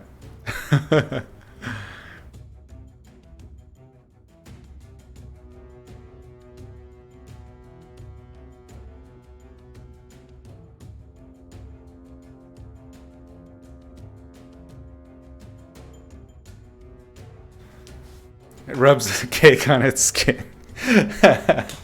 Yes, eat your cake. Streaming is your project. That's a great project. I mean, I did not think I would like it as much as I do. This is really fun hanging out with y'all and painting and chatting. It's good because in a lot of ways, when I was out on the boat, you know, I didn't have the community anymore. I was completely on my own. So this is kind of like that perfect middle ground.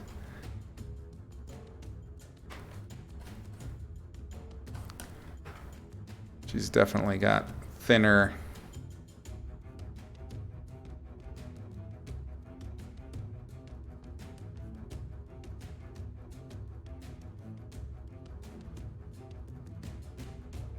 Especially with COVID going on, man.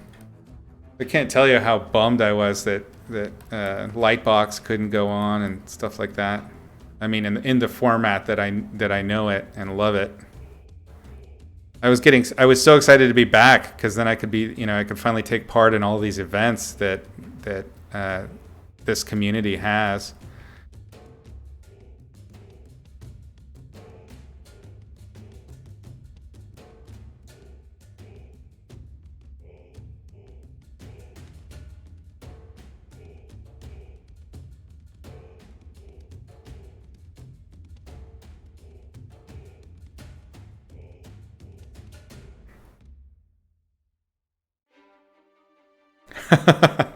I'll never forget I need you.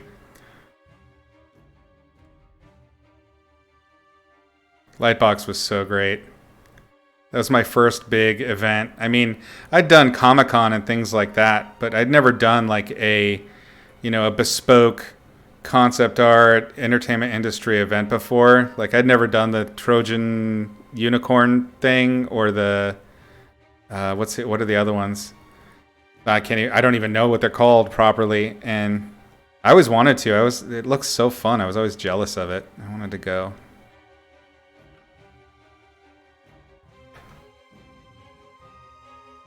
Trojan horse was a unicorn. That's what it's called. Never did that. Or the SDD? I can't remember.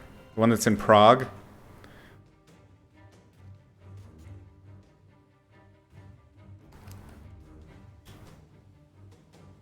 Well, this lady definitely looks pretty damn hateful, doesn't she? Abuelita wants you to eat your goddamn dinner.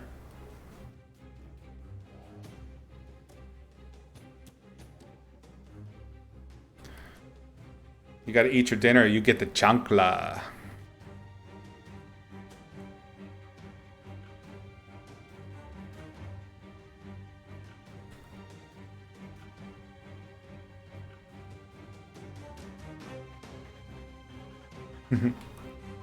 Am I going to have any virtual panels? No, I wasn't invited.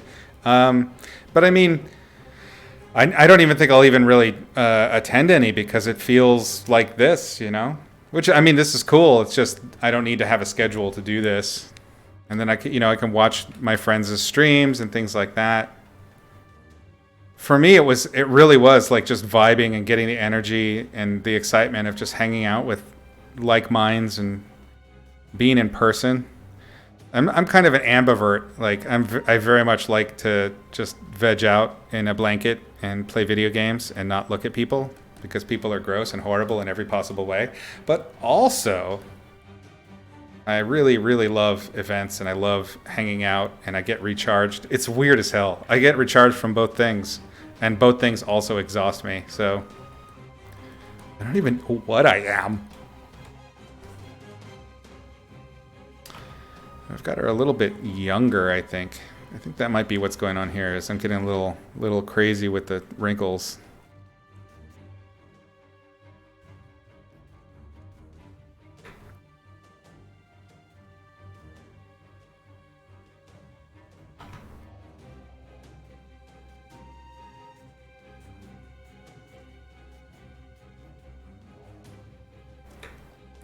They denied Daniel's application for a table, so you're boycotting? Yeah, I got denied when it was still pre-COVID. I got passed over. And the conceit was that they were doing it because they wanted to make sure that they gave new people opportunities, but I didn't have a table last time. So, I don't know. You can always do this. This is another thing that I would do. Let's grab all of the pieces, merge them all down. So if you want to check how off your shit is, this is something I would do. I wouldn't ever let it get this far in terms of rendering when I was working on actual orthos.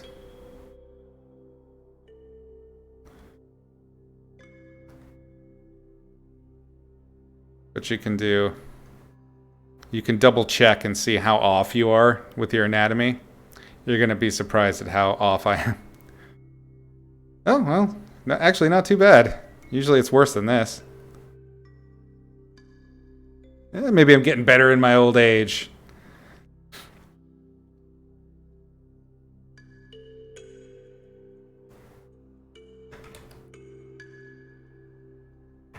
So what I'm going to do a new layer, and I'm going to bring back the fatty deposits to young her up just a touch.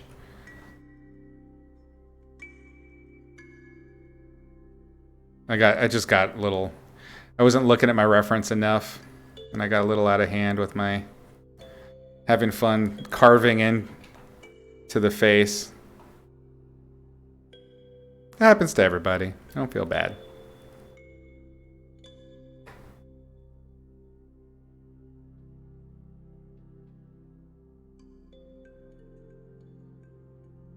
And then once we're done with this, I'll flip it off and on so you can kind of see how she'll look a little, just a touch younger.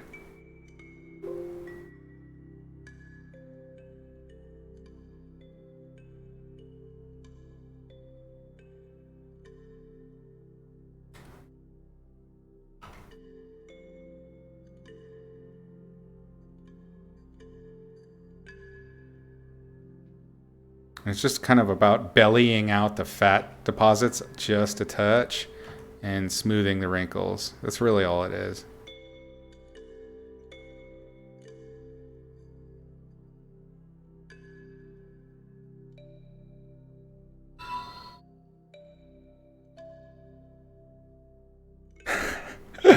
Thanks for the follow, Pink Eye. You kept searching if I had a mirror on the... Oh, a mirror effect. I don't even know how to do that. Is that a thing that you can do? I'm using CS6, so it doesn't have any of that fanciness. You rewatched the original X-Men, you fool. No worries, Pink Eye. Thank you so much for watching.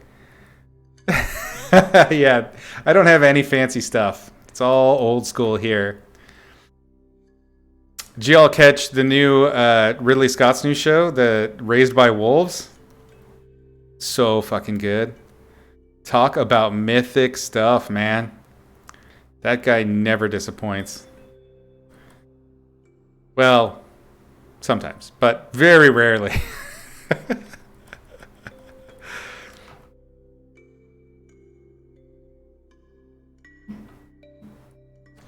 That show looks so cool.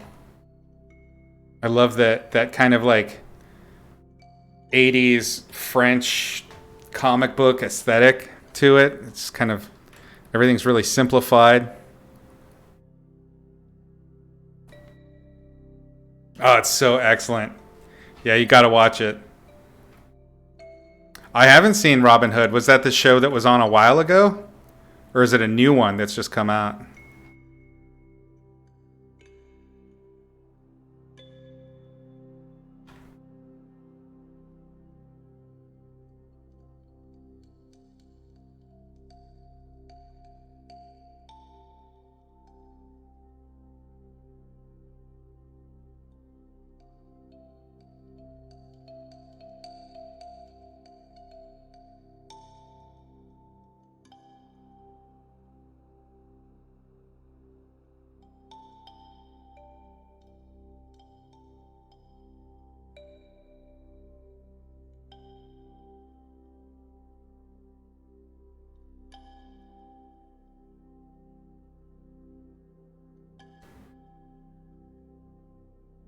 Oh, the old movie. Oh, that he did. I see. No, I don't think I did see that version. Yeah, definitely looked at Mobius, and the influences from Metropolis are astounding. I love it. Like, he's definitely paying homage. You gotta respect it.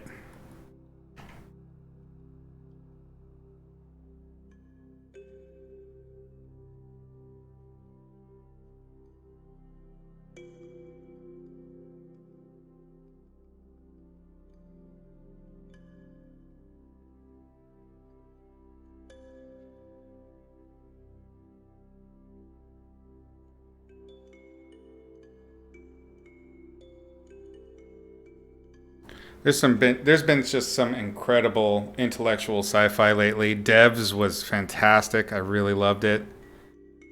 That writer's just brilliant. I really like cerebral sci-fi. It's like one of my favorite little joys.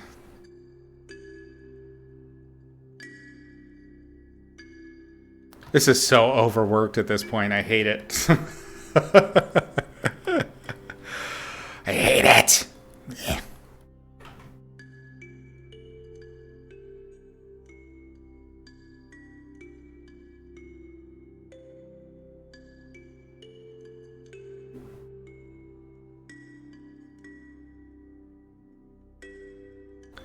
Happens sometimes.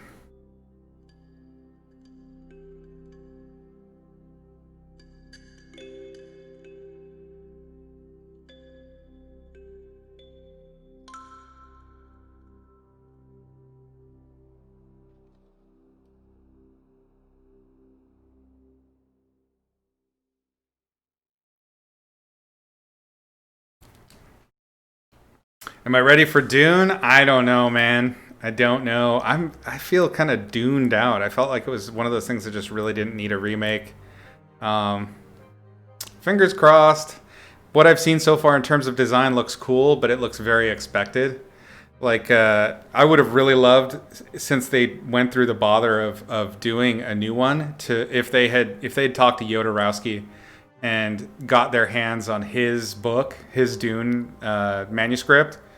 That could have been very interesting. So I don't know. We'll see. I'll give it a chance, of course. I love the original material, and I really want to see what they do with the Harkonnens. So yeah, I'll check it out.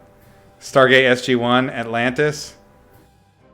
Really? Does that qualify as cerebral sci-fi? I don't know. I've watched a bit of it, and it did not strike me as very cerebral. But I can't judge. I only saw a couple of episodes. I did watch the one that had Robert Carlyle in it a little bit, and I liked the premise. I love Robert Carlyle, and the show looked like it had promise, but at the same time, it was so tropey that I gave it a pass. Just like, I really enjoy watching these things for the writing aspect, and if it feels like I'm going to see a whole bunch of sort of TV narrative tropes, and it's already being set up in the first few episodes, I'm really harsh with TV now. Hey, good night, fool. Thanks for hanging. Appreciate it. Sorry if I missed you. Blade Runner 2049. I loved it. I thought that was great. Yeah, and I like, I also have enjoyed really some of the silly yet slightly cerebral hard sci-fi. Like, it got no love at all, but I really liked Artemis. Did any of you guys see Hotel Artemis? That was a great movie. I saw no press for it. It completely tanked, I think, and it was amazing.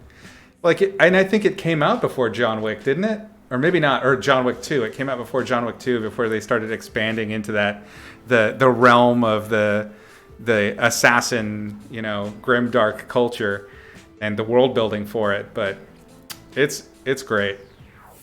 If you haven't seen Hotel Artemis, watch it. It's fantastic.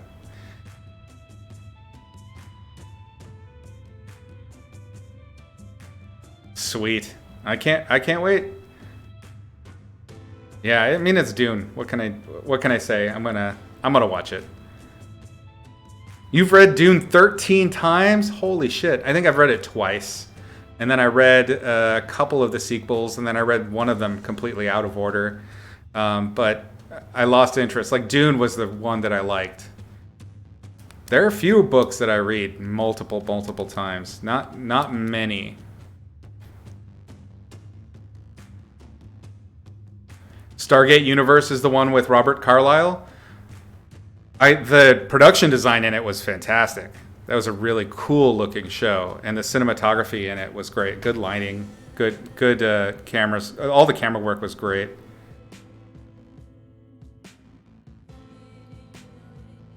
You're building to Stargate Universe? Nice.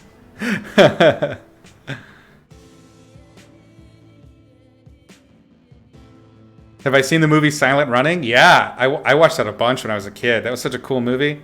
I think that's probably like why I think Silent Running and of course, you know, like Terminator, Johnny Mnemonic, things like that. I got super into, I mean, Johnny Mnemonic was way later, but I got super into cyberpunk as a kid. And I remember that it was movies like Silent Running, like those little robot movies, Batteries Not Included, things like that. That sci-fi that really took me into that realm.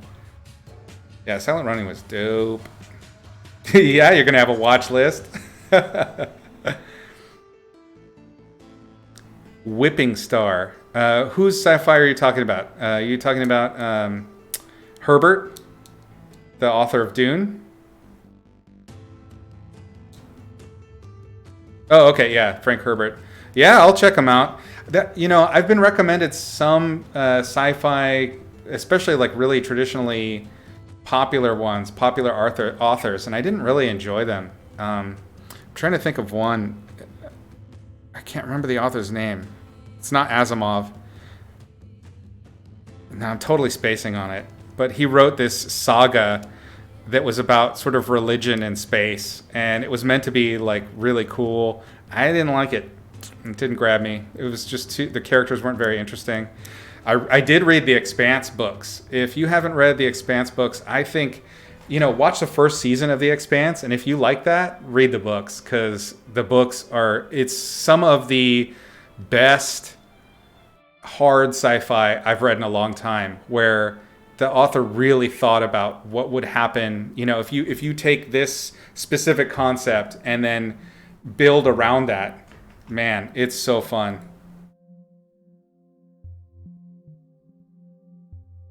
Lensman was a good sci-fi series. I didn't read that one either. It would make sense. Yeah, Star Wars influenced a ton. Expanse, super dope. With Expanse, I found that like 3 books in, what was it, like Cibola Burn or something like that? It started right after they crossed over into the next, after they've crossed through the Stargate. It got kind of boring and slow, but man, it picked up. And yeah, I'd say that's a series that delivers almost all the way through. And the characters are interesting. The Martian was good. That was a really good book. I think I had it in audiobook, and I read it before I saw the movie, like by a couple of years. And I remember being really impressed with it. That's Andy Weir, right? He's supposed to have done several hard sci-fi like that, and they're all supposed to be top-notch. I've only read The Martian, though.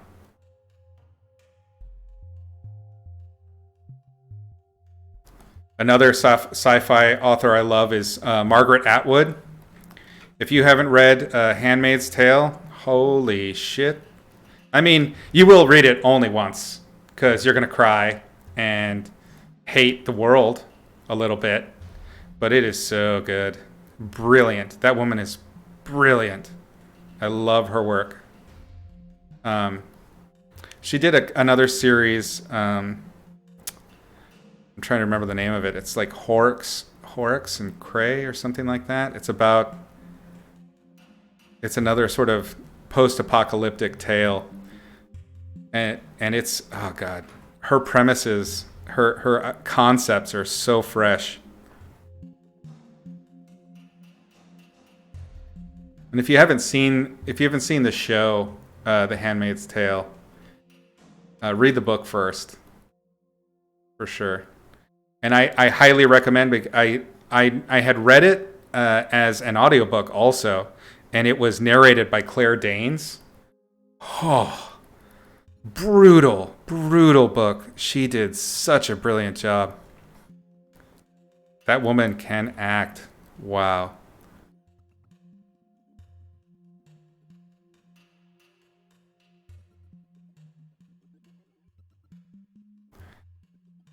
Well, I'll be honest, I'm just tired of noodling on this, so we're going to mush it away somewhere. We're going to put it in the no zone. I've had my fill. There's an old lady. Oh, she only works in the one value. We'll do, looks like she's been to prison. I feel like this is all cluttering my page now, so I'm gonna just grab them all, group them, and put them away. Let's start with something fresh. Maybe we need something to noodle, take a little break. How long have we been at this? Couple of hours? I did promise, I think I have it up here. I did promise that I would do a little bit more on this guy. I think that was 2 sessions ago. So we can noodle on this while I talk about sci-fi. If you guys are down with a little bit of critter action to just cleanse our palate of old lady musk.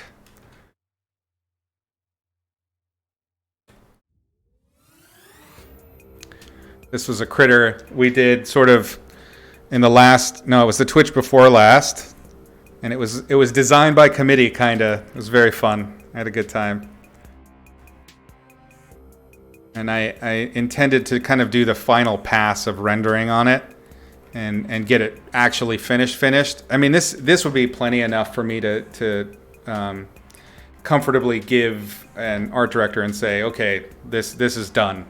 Pass it on to a modeler. But let's go ahead and take it into illustration realm in the next half hour or so. Lensman influenced Star Wars. I actually completely believe that. You know, a great art involves a lot of borrowing. Expanse does have slow points, yeah, but the character arcs and the politics in it are pretty fascinating. So I was able to stick with it. Amos is the best character, no question, no question.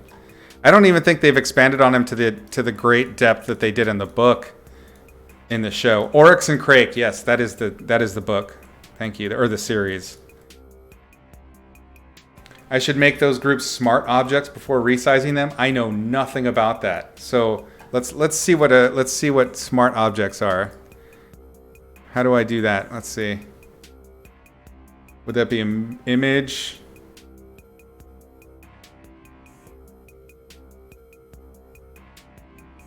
That is something I've never worked with, but that's a really good idea.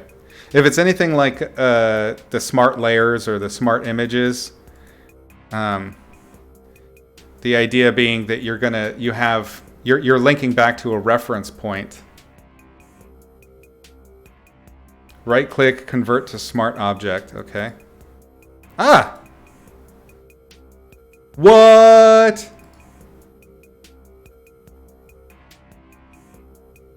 Uh-oh.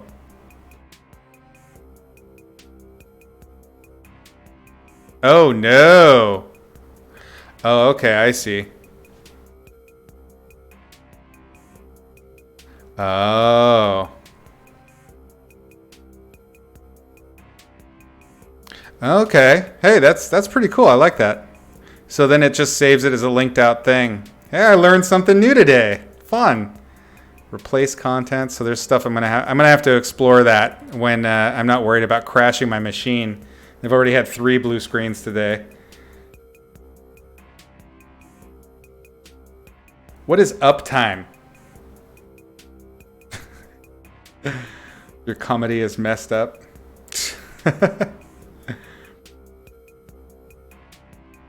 Duplicate it first, otherwise you flatten it. Did I just flatten it? Oh shit. A PSD inside a PSD. Okay. Well, I understand that you're using simple words. So I follow. Thank you. Also, weirdly, it's showing me pixels on the outside. I don't know if that's true pixels or not.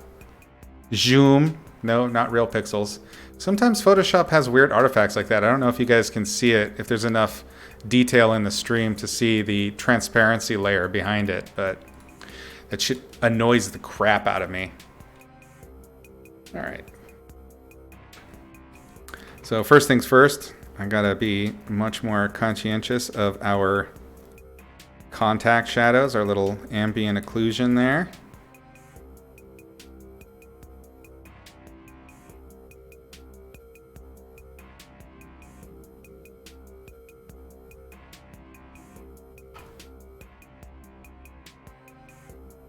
and shadow pooling.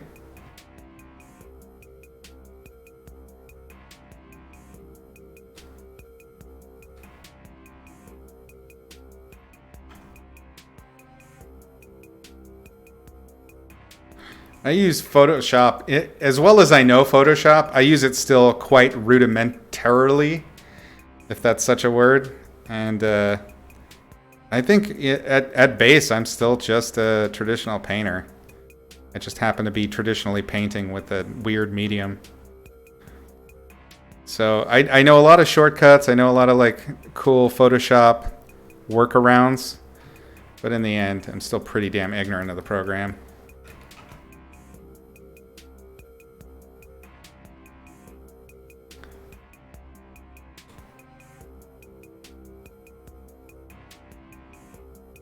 That's pretty great. I mean, I will be using that, especially for concept art stuff like that in the future. That's a really, really useful tool because I would regularly just resize and just commit. I want to get rid of all the whites up here on the top at least. I don't care so much about the bottom.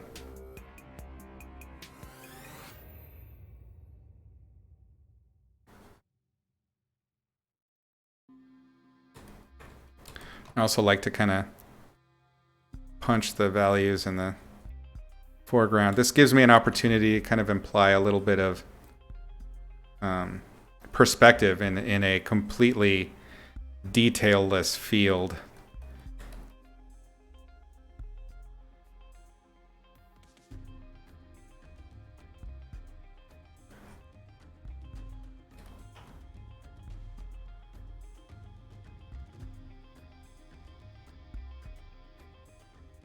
Good enough.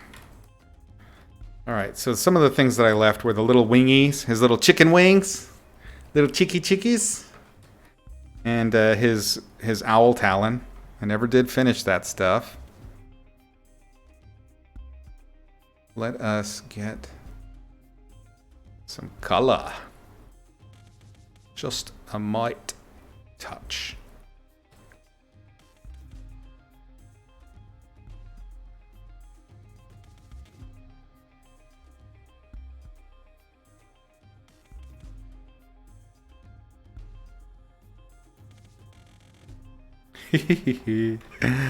Oh, this thing is so funny.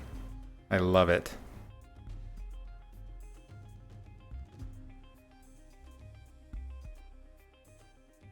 I know that when I want to take a break from making a story, I will absolutely make a book of critters.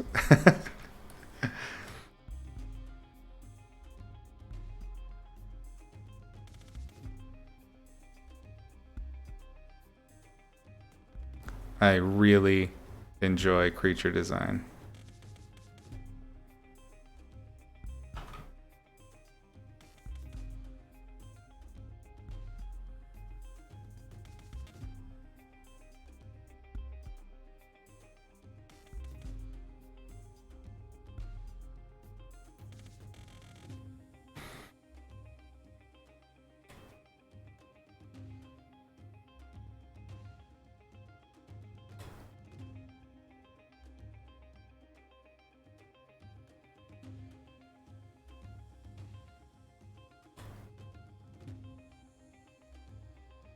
You know, I wouldn't really call it sci-fi.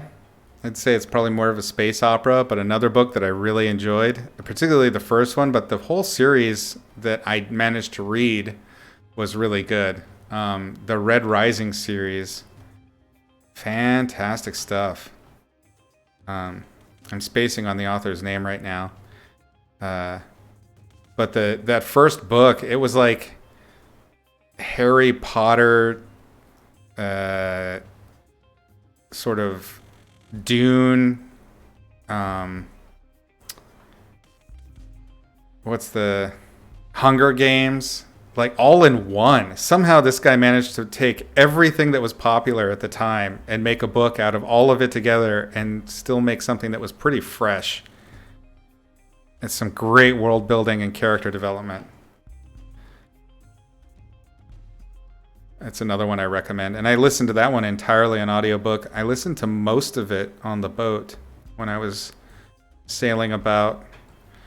I used to love, I would get, before I would leave a port, I would just purchase like 4 or 5 audiobooks, and I would just run them day and night and listen to a bunch of stories, some Stephen King, something new, something old, all sorts of stuff. Audiobooks are great.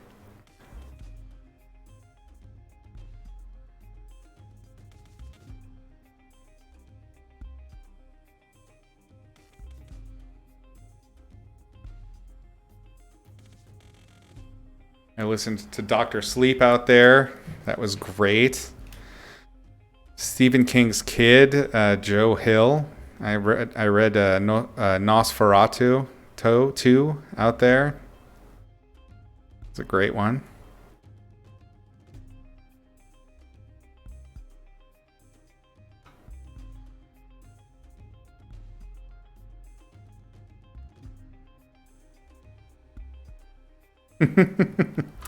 Isn't he cute, Cypher?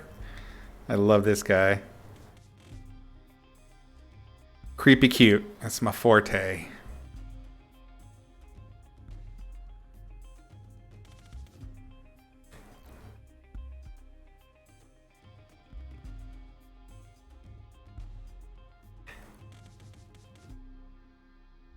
Working in the studio, cranked 37 books. Nice. You finished your novel. Nice. Damn.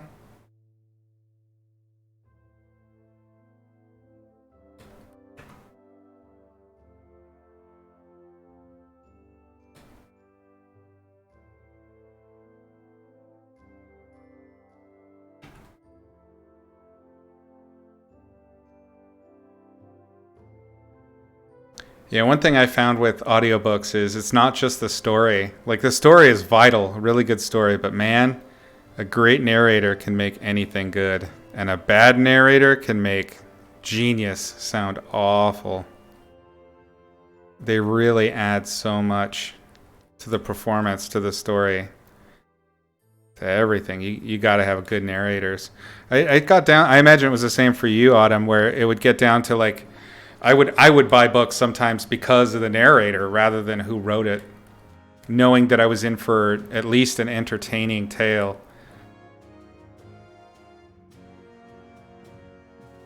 There was a short time I toyed with the idea of being a narrator for audiobooks. I thought it would be so fun.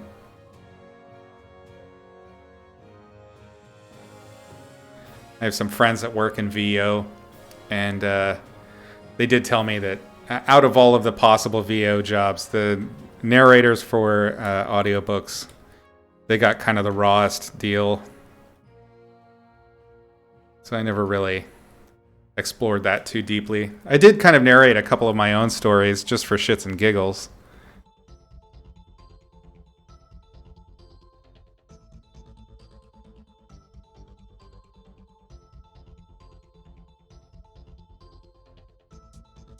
And while we're on it, I know I'll lose followers over this one, but when it comes to Harry Potter, Jim Dale all the way.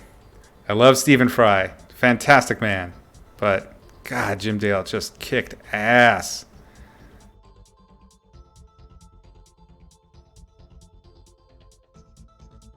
Brilliant narrator.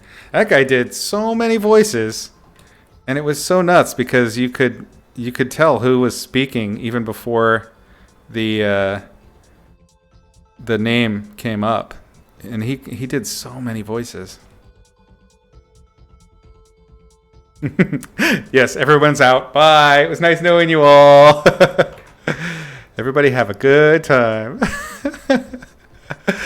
I've had some pretty, not heated, but I've definitely had some pretty spirited discussions about the superiority of the two narrators.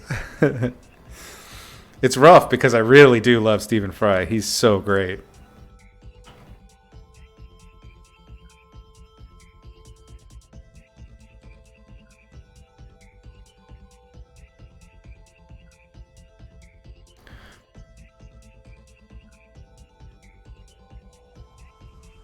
I'm doing his creepy little rib cage going into kind of a weird Mons you know, for the kids.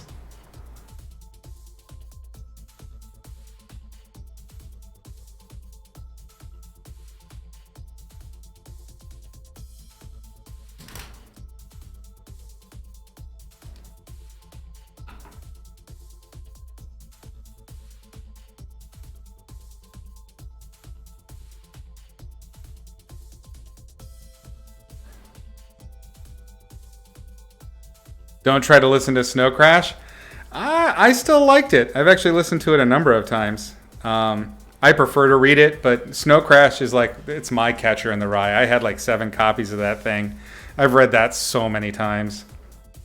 And, you know, Stevenson struggles so hard to finish books, and he finishes that one poorly too, but I love the world. It's so great.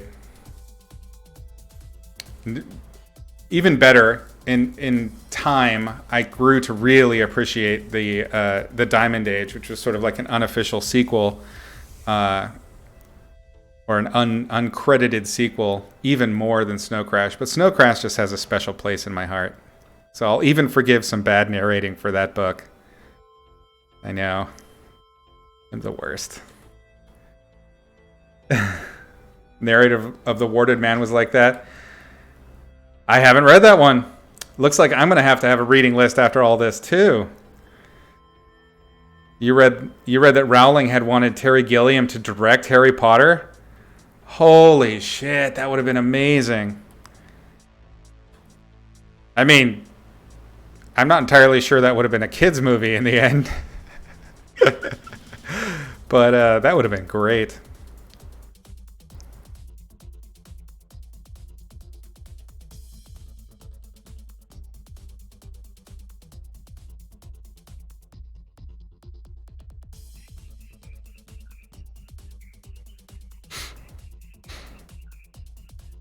Loved the narrators for The Wheel of Time. I never read them. I never actually did read The Wheel of Time. It was just too daunting. It was so big. I never got around to it. You didn't vibe with the narrator of Gollum and the Jinn? Oh my god. Really? I loved it. That book is fantastic. I'm saying fantastic a lot. It's because I'm so excited about talking about books. That's what I'm going to blame it anyway, and not that I'm having microstrokes. If you all have not read The Gollum and the Genie, it is brilliant. It's like it's a historical fiction with heavy fantasy, religious elements. So good. It's got all the best stuff. A deep romance that's timeless. Everybody should read that book. That should be like school reading, I think.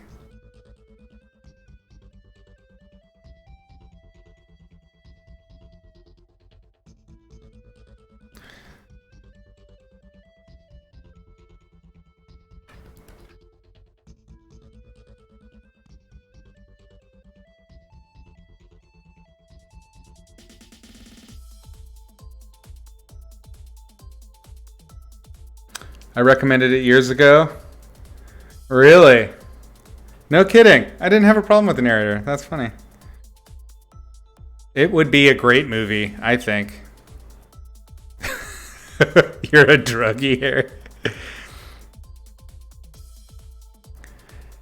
Probably. I think Brandon Sanderson's narrators are some of the top ones right now. I did read some of those. Mistborn. I read like 2 or 3 of them. I got pretty tired of the main character before I finished all of it, though. Another series I kind of liked, I liked the base premise of it, or the conceit of it anyway, was the Six of Crows. That was pretty fun. It was basically a fantasy heist movie. Pretty great. But it was very tropey also.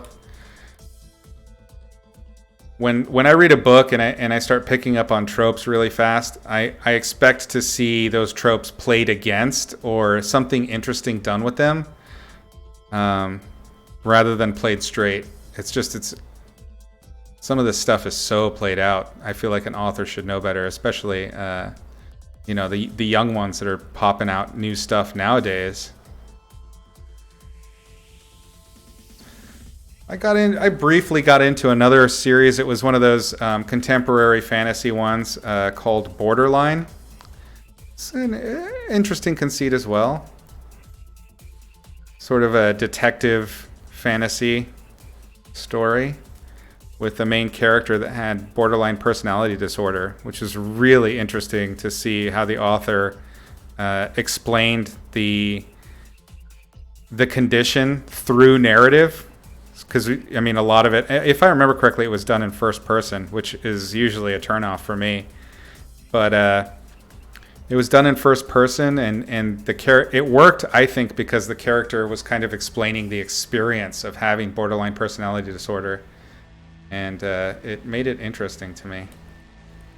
It's a good book, the first one. But this is another trapping that happens with a lot of these new sort of fantasy and sci-fi kind of genre stories, is that they're all designed to be a franchise. Like nothing is going to bypass the opportunity to be made into a series of movies now. So all of the endings have like kind of a little stretch at the end that's, you know, an option for some future tale. Like nothing is whole anymore. There's always an epilogue that leads you into the next story. Sometimes there's even actually chunks of the next book in it. And I want a complete story. And if it's great and I want to read more in that world, great. Like Dr. Sleep. I was like, yeah, hell yeah. I want to know what's up with Danny Torrance. What's that fool up to these days? I'm sure he's pretty damn touched. You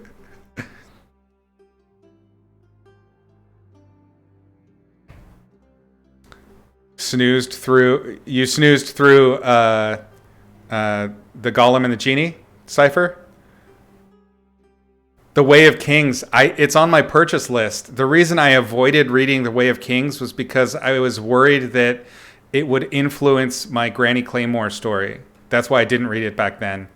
I'd give it a shot now, but it's been a while. I'm actually doing old school reading at the moment, and I've been struggling with a copy of Legend, which it feels very much sort of like a street punk version of Hunger Games. So I'm really struggling with it. It's following the formula precisely.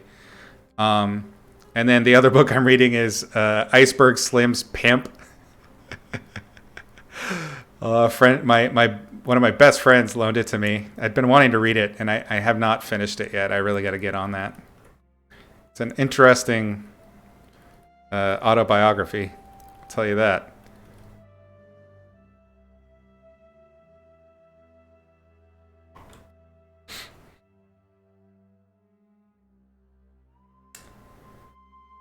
Did I read The Witcher? I read The Silver Sword, I think, or something like that. I read one of them, and I couldn't get into it.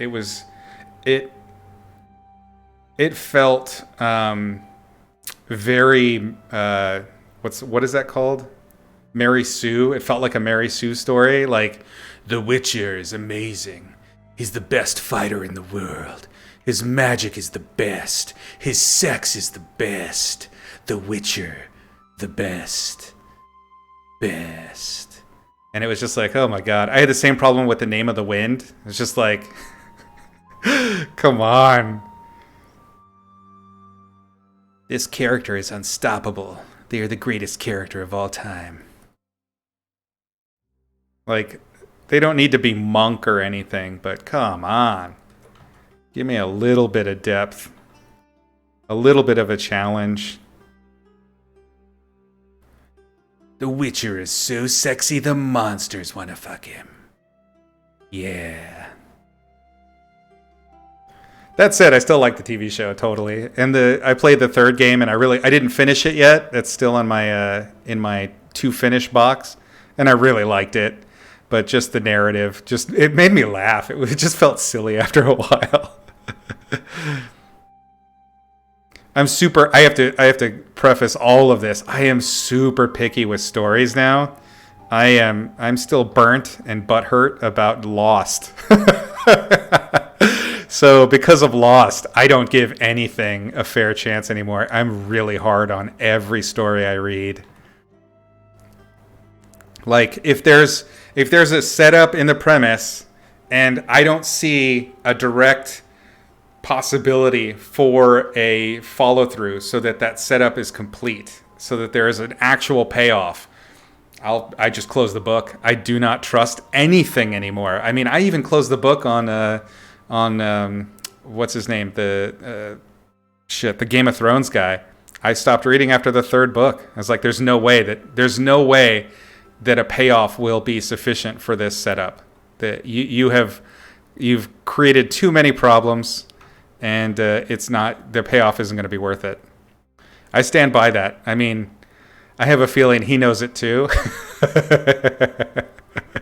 I'm a horrible person, guys. You should not be following me. All right. So what do we say? I missed some stuff.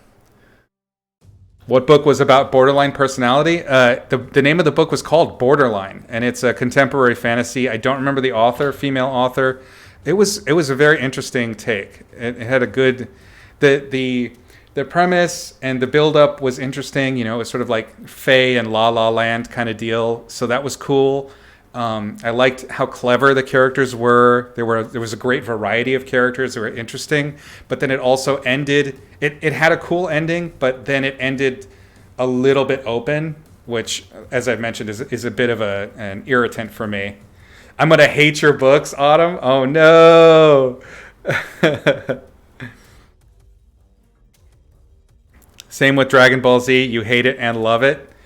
Yeah, I had a very similar problem. I never really liked the art style for Dragon Ball Z. And then when I finally started reading the manga, Peter Han, when we were kids, I grew up with Peter. We were high school buddies. He lent me a bunch of those things, and I just couldn't get into it for exactly that. It was like all this hype. And then the fight was just like this prolonged weirdness. It was almost masturbatorial to me. So I didn't really stick with it. It wasn't my jam. Bastard, however. Oh my God. You respectfully disagree with my assertion. Oh, you mean my assertion on the Mary suing of those characters? That's probably the case. Yes, I'm sure they will at some point in the story that I did not read encounter challenges that are sufficient. For me, I think, particularly with the Name of the Wind, because I called it out. I need to defend. I need to explain myself, rather. I have tried to read that book like 4 times now, 3 or 4 times, and the introduction, just the build-up that's going to start the story, has turned me off every time. It's crazy. And I have friends, like a lot of people, I totally trust their opinions on things. They're great minds. Their tastes are fantastic, and they've recommended it time and again. And for some reason, that introduction it kills it for me. Maybe I just need to skip the introduction. Maybe that's what's my hang-up is. Hard to say. Lost is a masterclass on why you need a third act. Yes, 100%. Lost is a masterclass in having a plan. It's Lost felt in the long run felt like a D&D adventure where the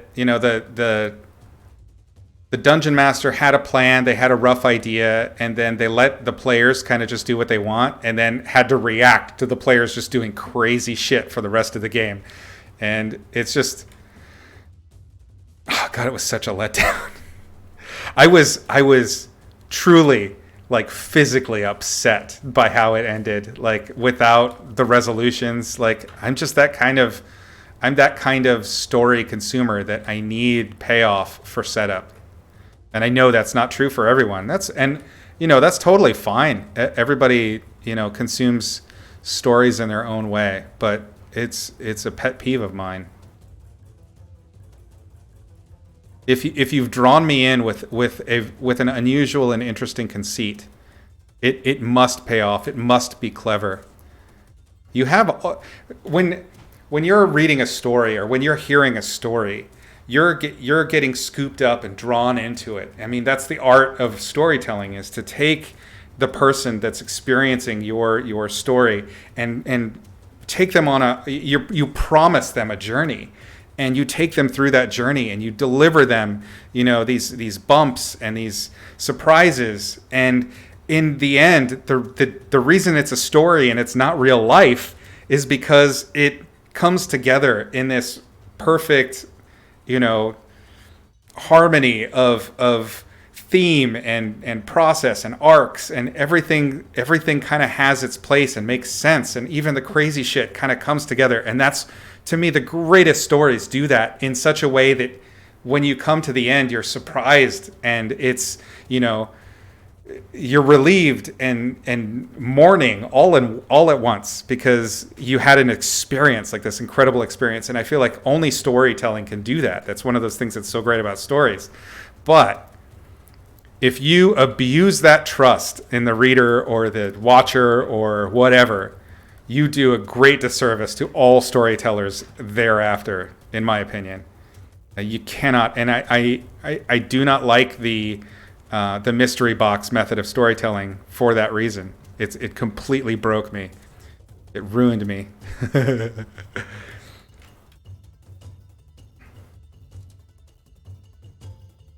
You've read it 5 times. You love Name of the Wind, but had to stop questioning every little thing. Yeah, I think that's a fair assessment. I mean, really good world building and really good character development. Those can be enough. They can be, but almost always really good world building and really good character development are a result or an asset that you witness as the story progresses. It's almost like a reward for continuing on. It's not something that you can see from the beginning. You know what I mean? The conceit and the promise, those are there at the beginning. Those are the things that get you started. They're the hook, basically, right? I mean, not basically, literally, that's the hook for the whole thing. So you want to follow that idea. And some storytellers really nail it, and they got you. They got you by the balls. And other ones, it's not their forte. Maybe they're a little bit better at world building. That's okay. Everybody's got their different assets, but my tastes are my tastes. There's nothing I can do about it now. I've just been broken too many times. I've been let down. I'm a sad, broken man. Just a bunch of nerds in here? Hell yeah. That's the best kind. Nerd folk. You think I'll like Sanderson? I've read a bunch of Sanderson.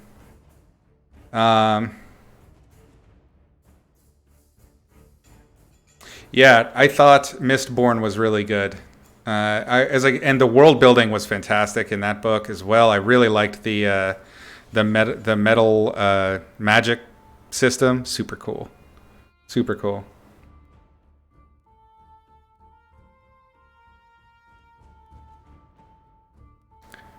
Right, Lindelof was on Prometheus. Yeah, you're right.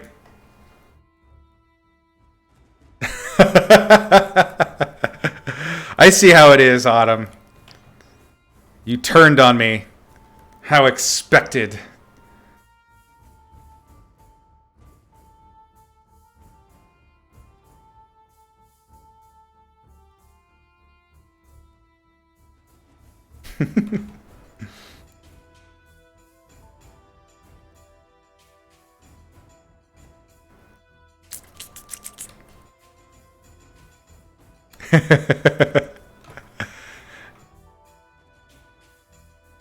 Et tu, Turkel. Et tu.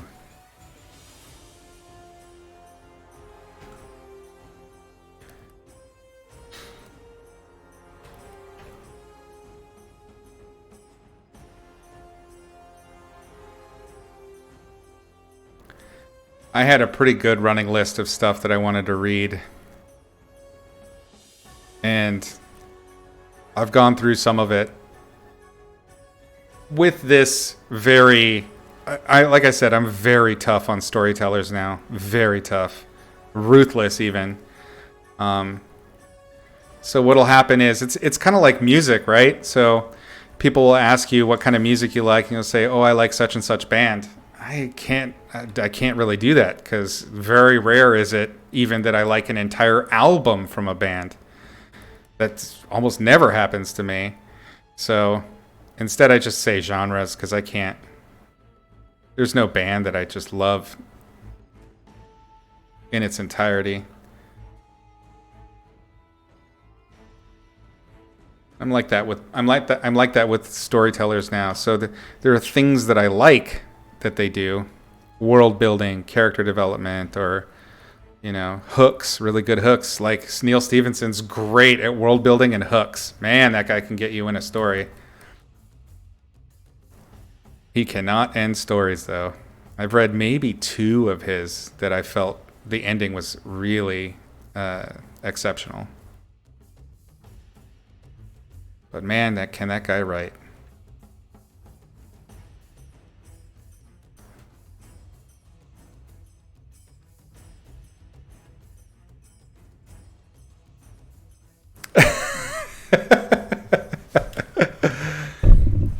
Oops.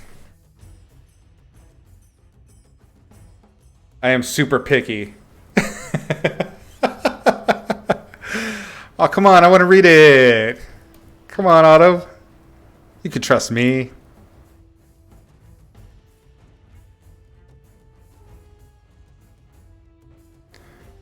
I may be picky, but at least I stopped saying, well, actually.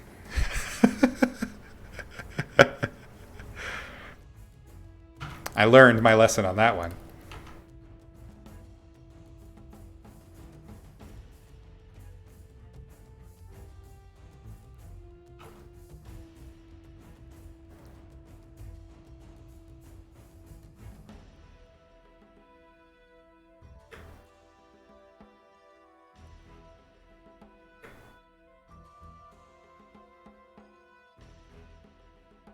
I don't believe that for a second, Autumn.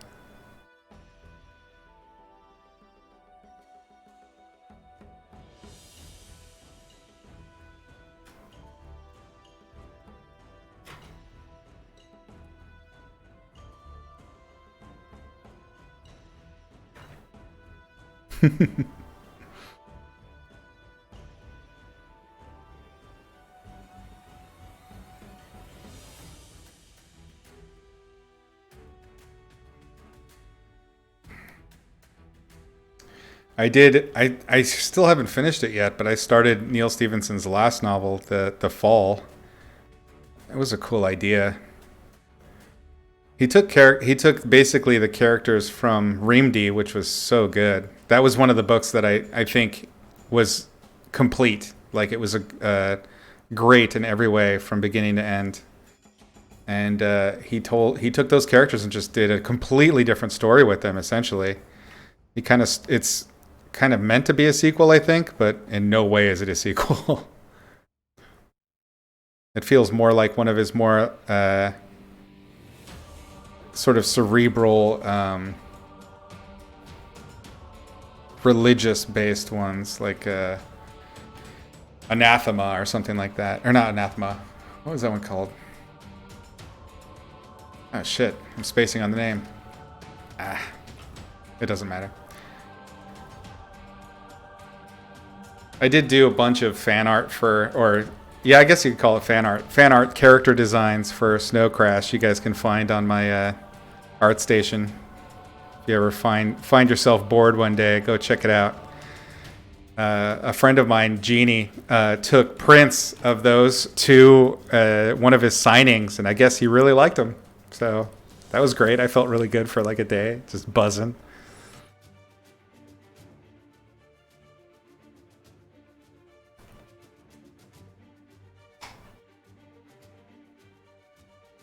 Did I ever read Player of Games? No. That's a fantasy?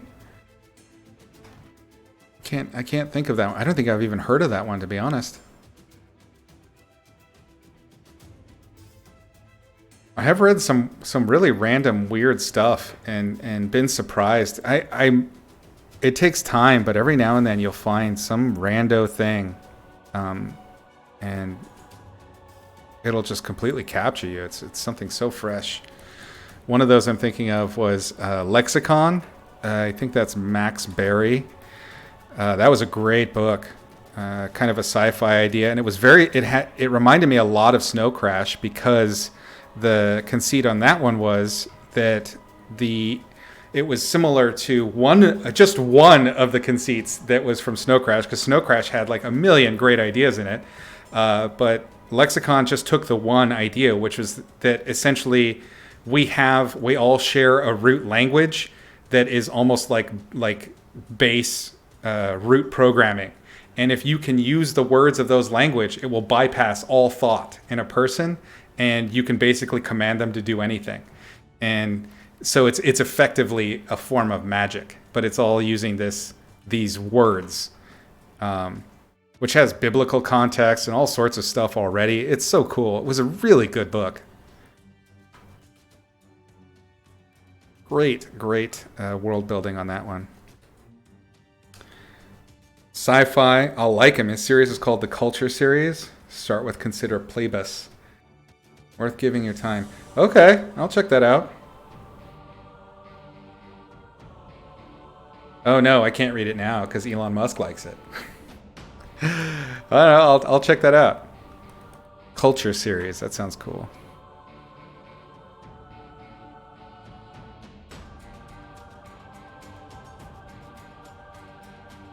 Another one, I can't remember the name of the author. It was called, and these are like they're their first books or something like that, and they just did such cool stuff. One was this was a relatively recent one. I read this like my last year on the boat. I think it was called The Oracle Year, and it was about a guy who posted basically a rando on Reddit posted a bunch of prophetic statements, and along with dates. And these prophetic statements, along with dates, actually happened. And then it started building like this crazy cult following and all sorts of cool shit. Very interesting story. And I really liked where it went. It was very clever.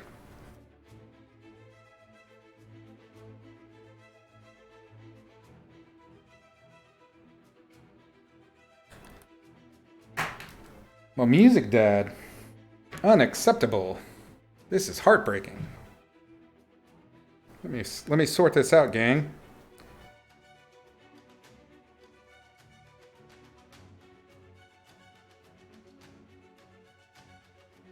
Damn, we played through a full playlist. We've been on for a while. It's almost 3 hours. And we'll start another one. Why not?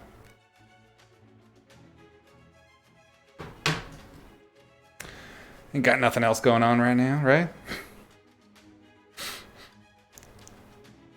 I was hoping to finish this thing. I just got talking too much. What is with this dude and a boat? I used to live on a boat.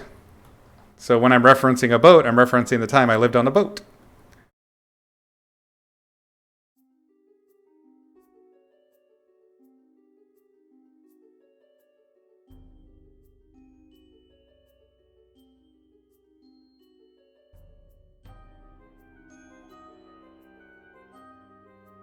Oh, well, thank you. I don't know who knows what I've been up to or not, so I'll just treat it as an actual curiosity, or a question rather.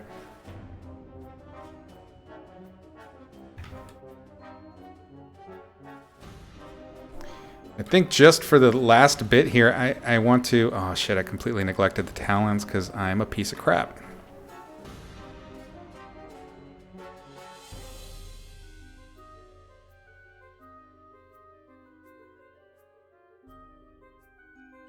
Should absolutely be beaten with reeds.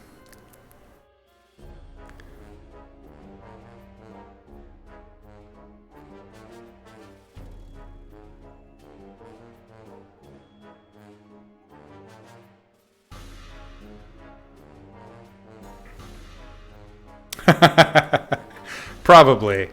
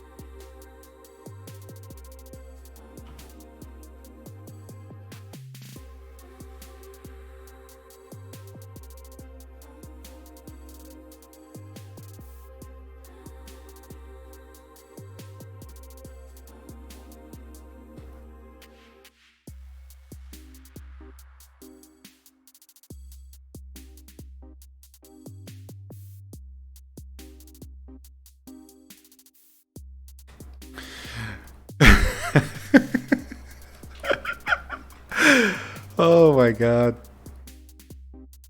I should definitely be committed.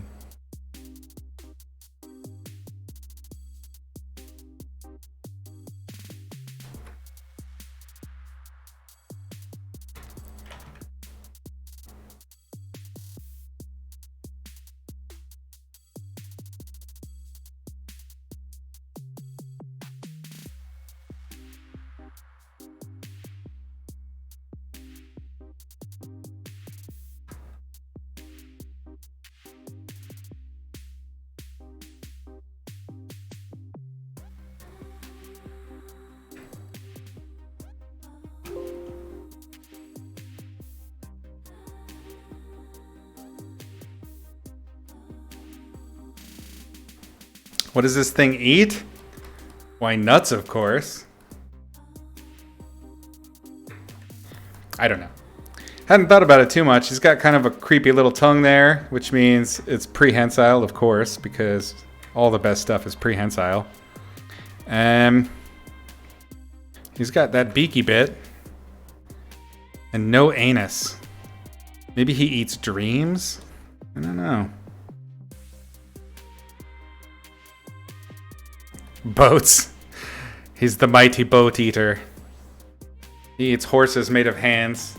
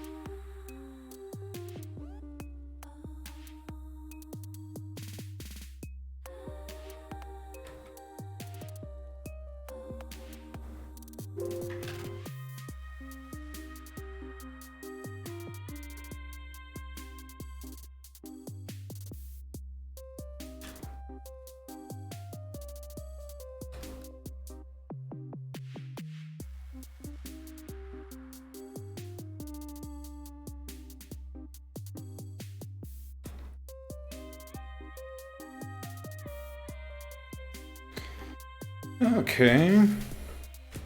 Talon's done. Let us do just little sexy accent values on these feathers. And they gotta be rich in color.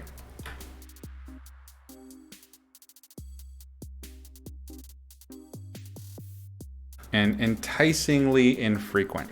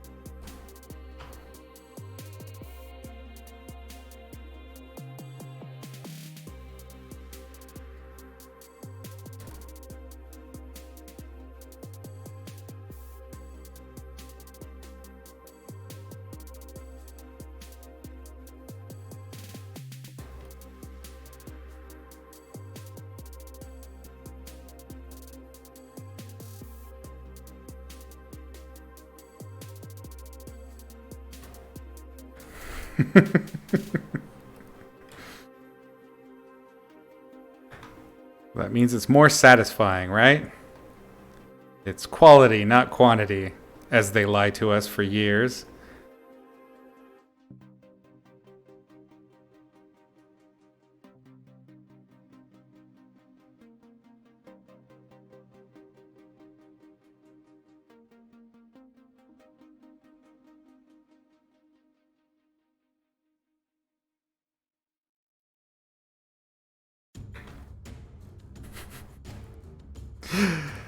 Come on, wouldn't you be happy to find this thing in your purse?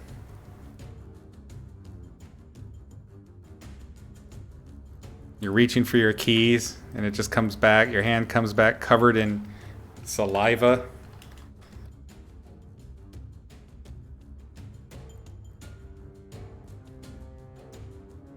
They really should have just let me design all the Pokemon. I think that would have been an improvement. Definitely.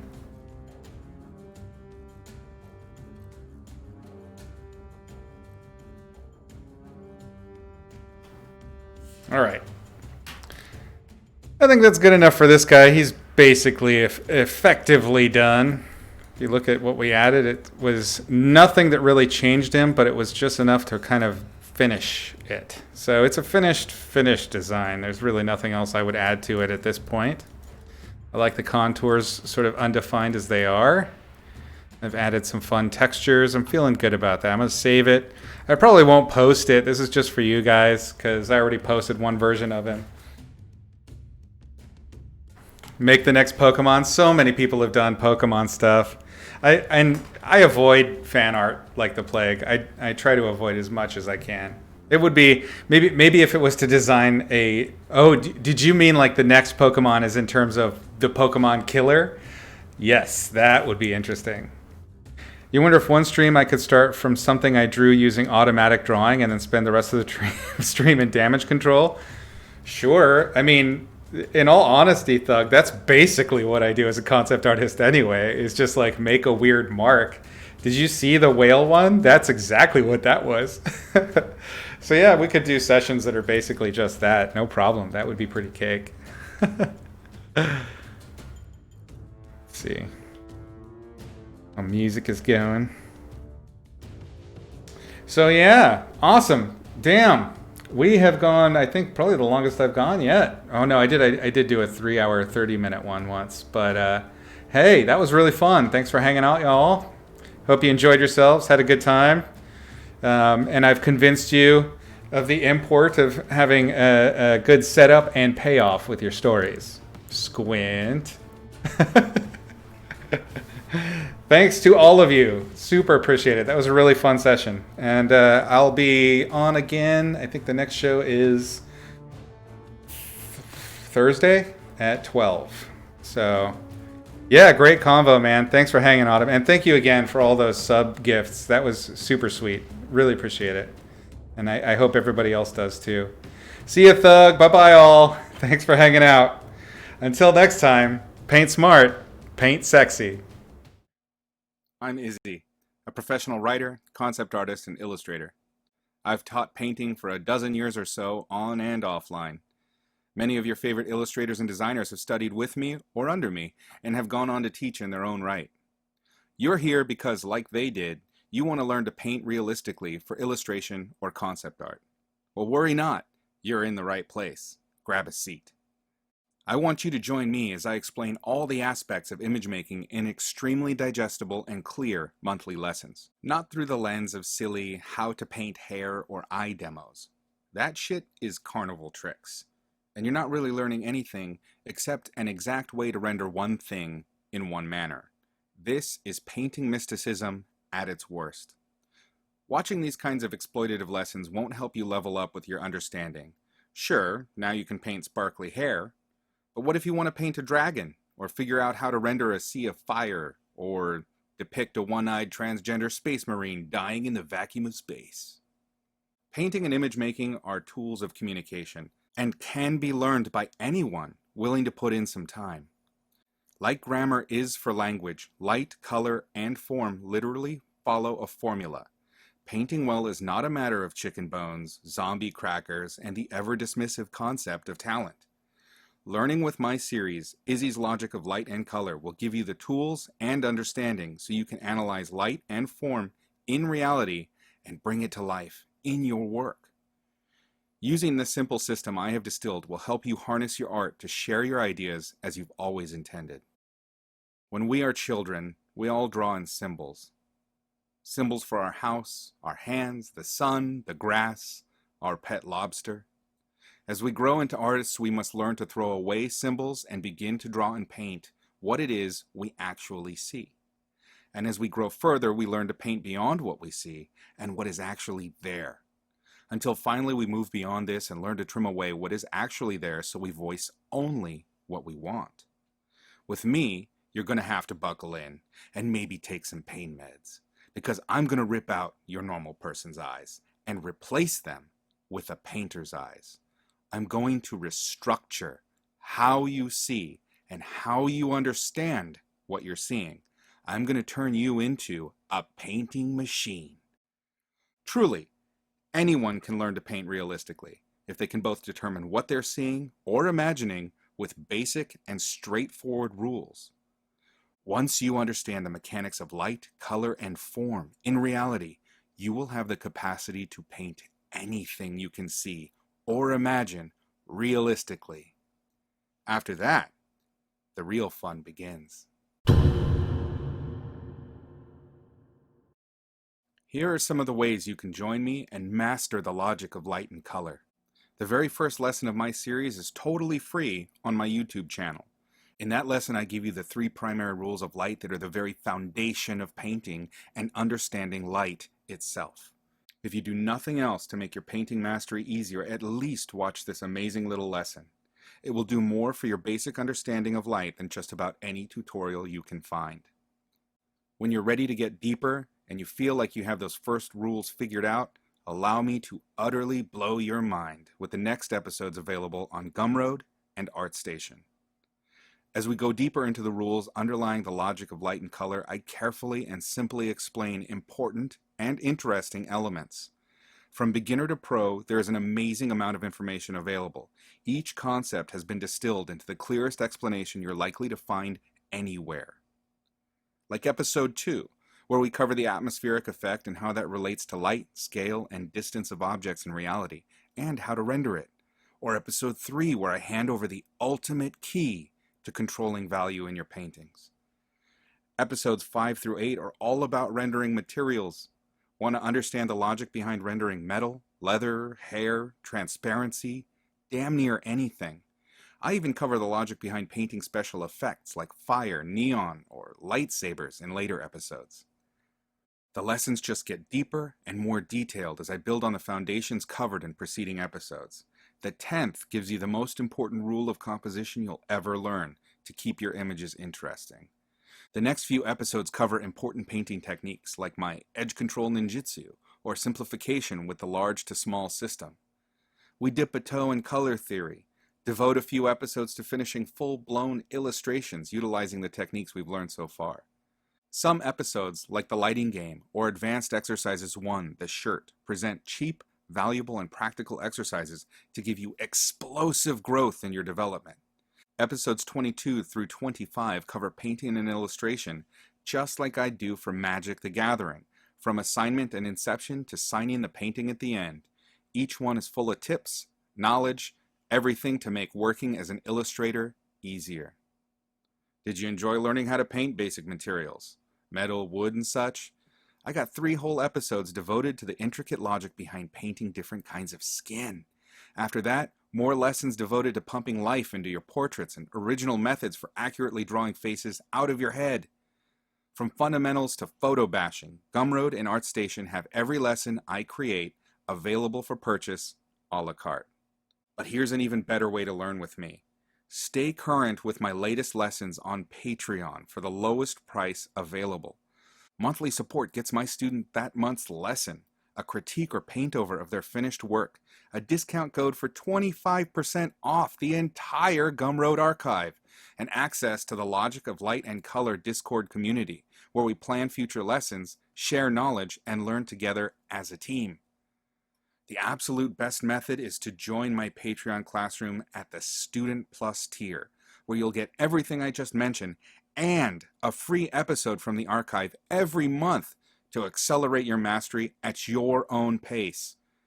You've decided to take control of your painting and master Izzy's logic of light and color. Now it's up to you to choose the path that's best for you. I'll see you on the flip side. Paint smart, paint sexy.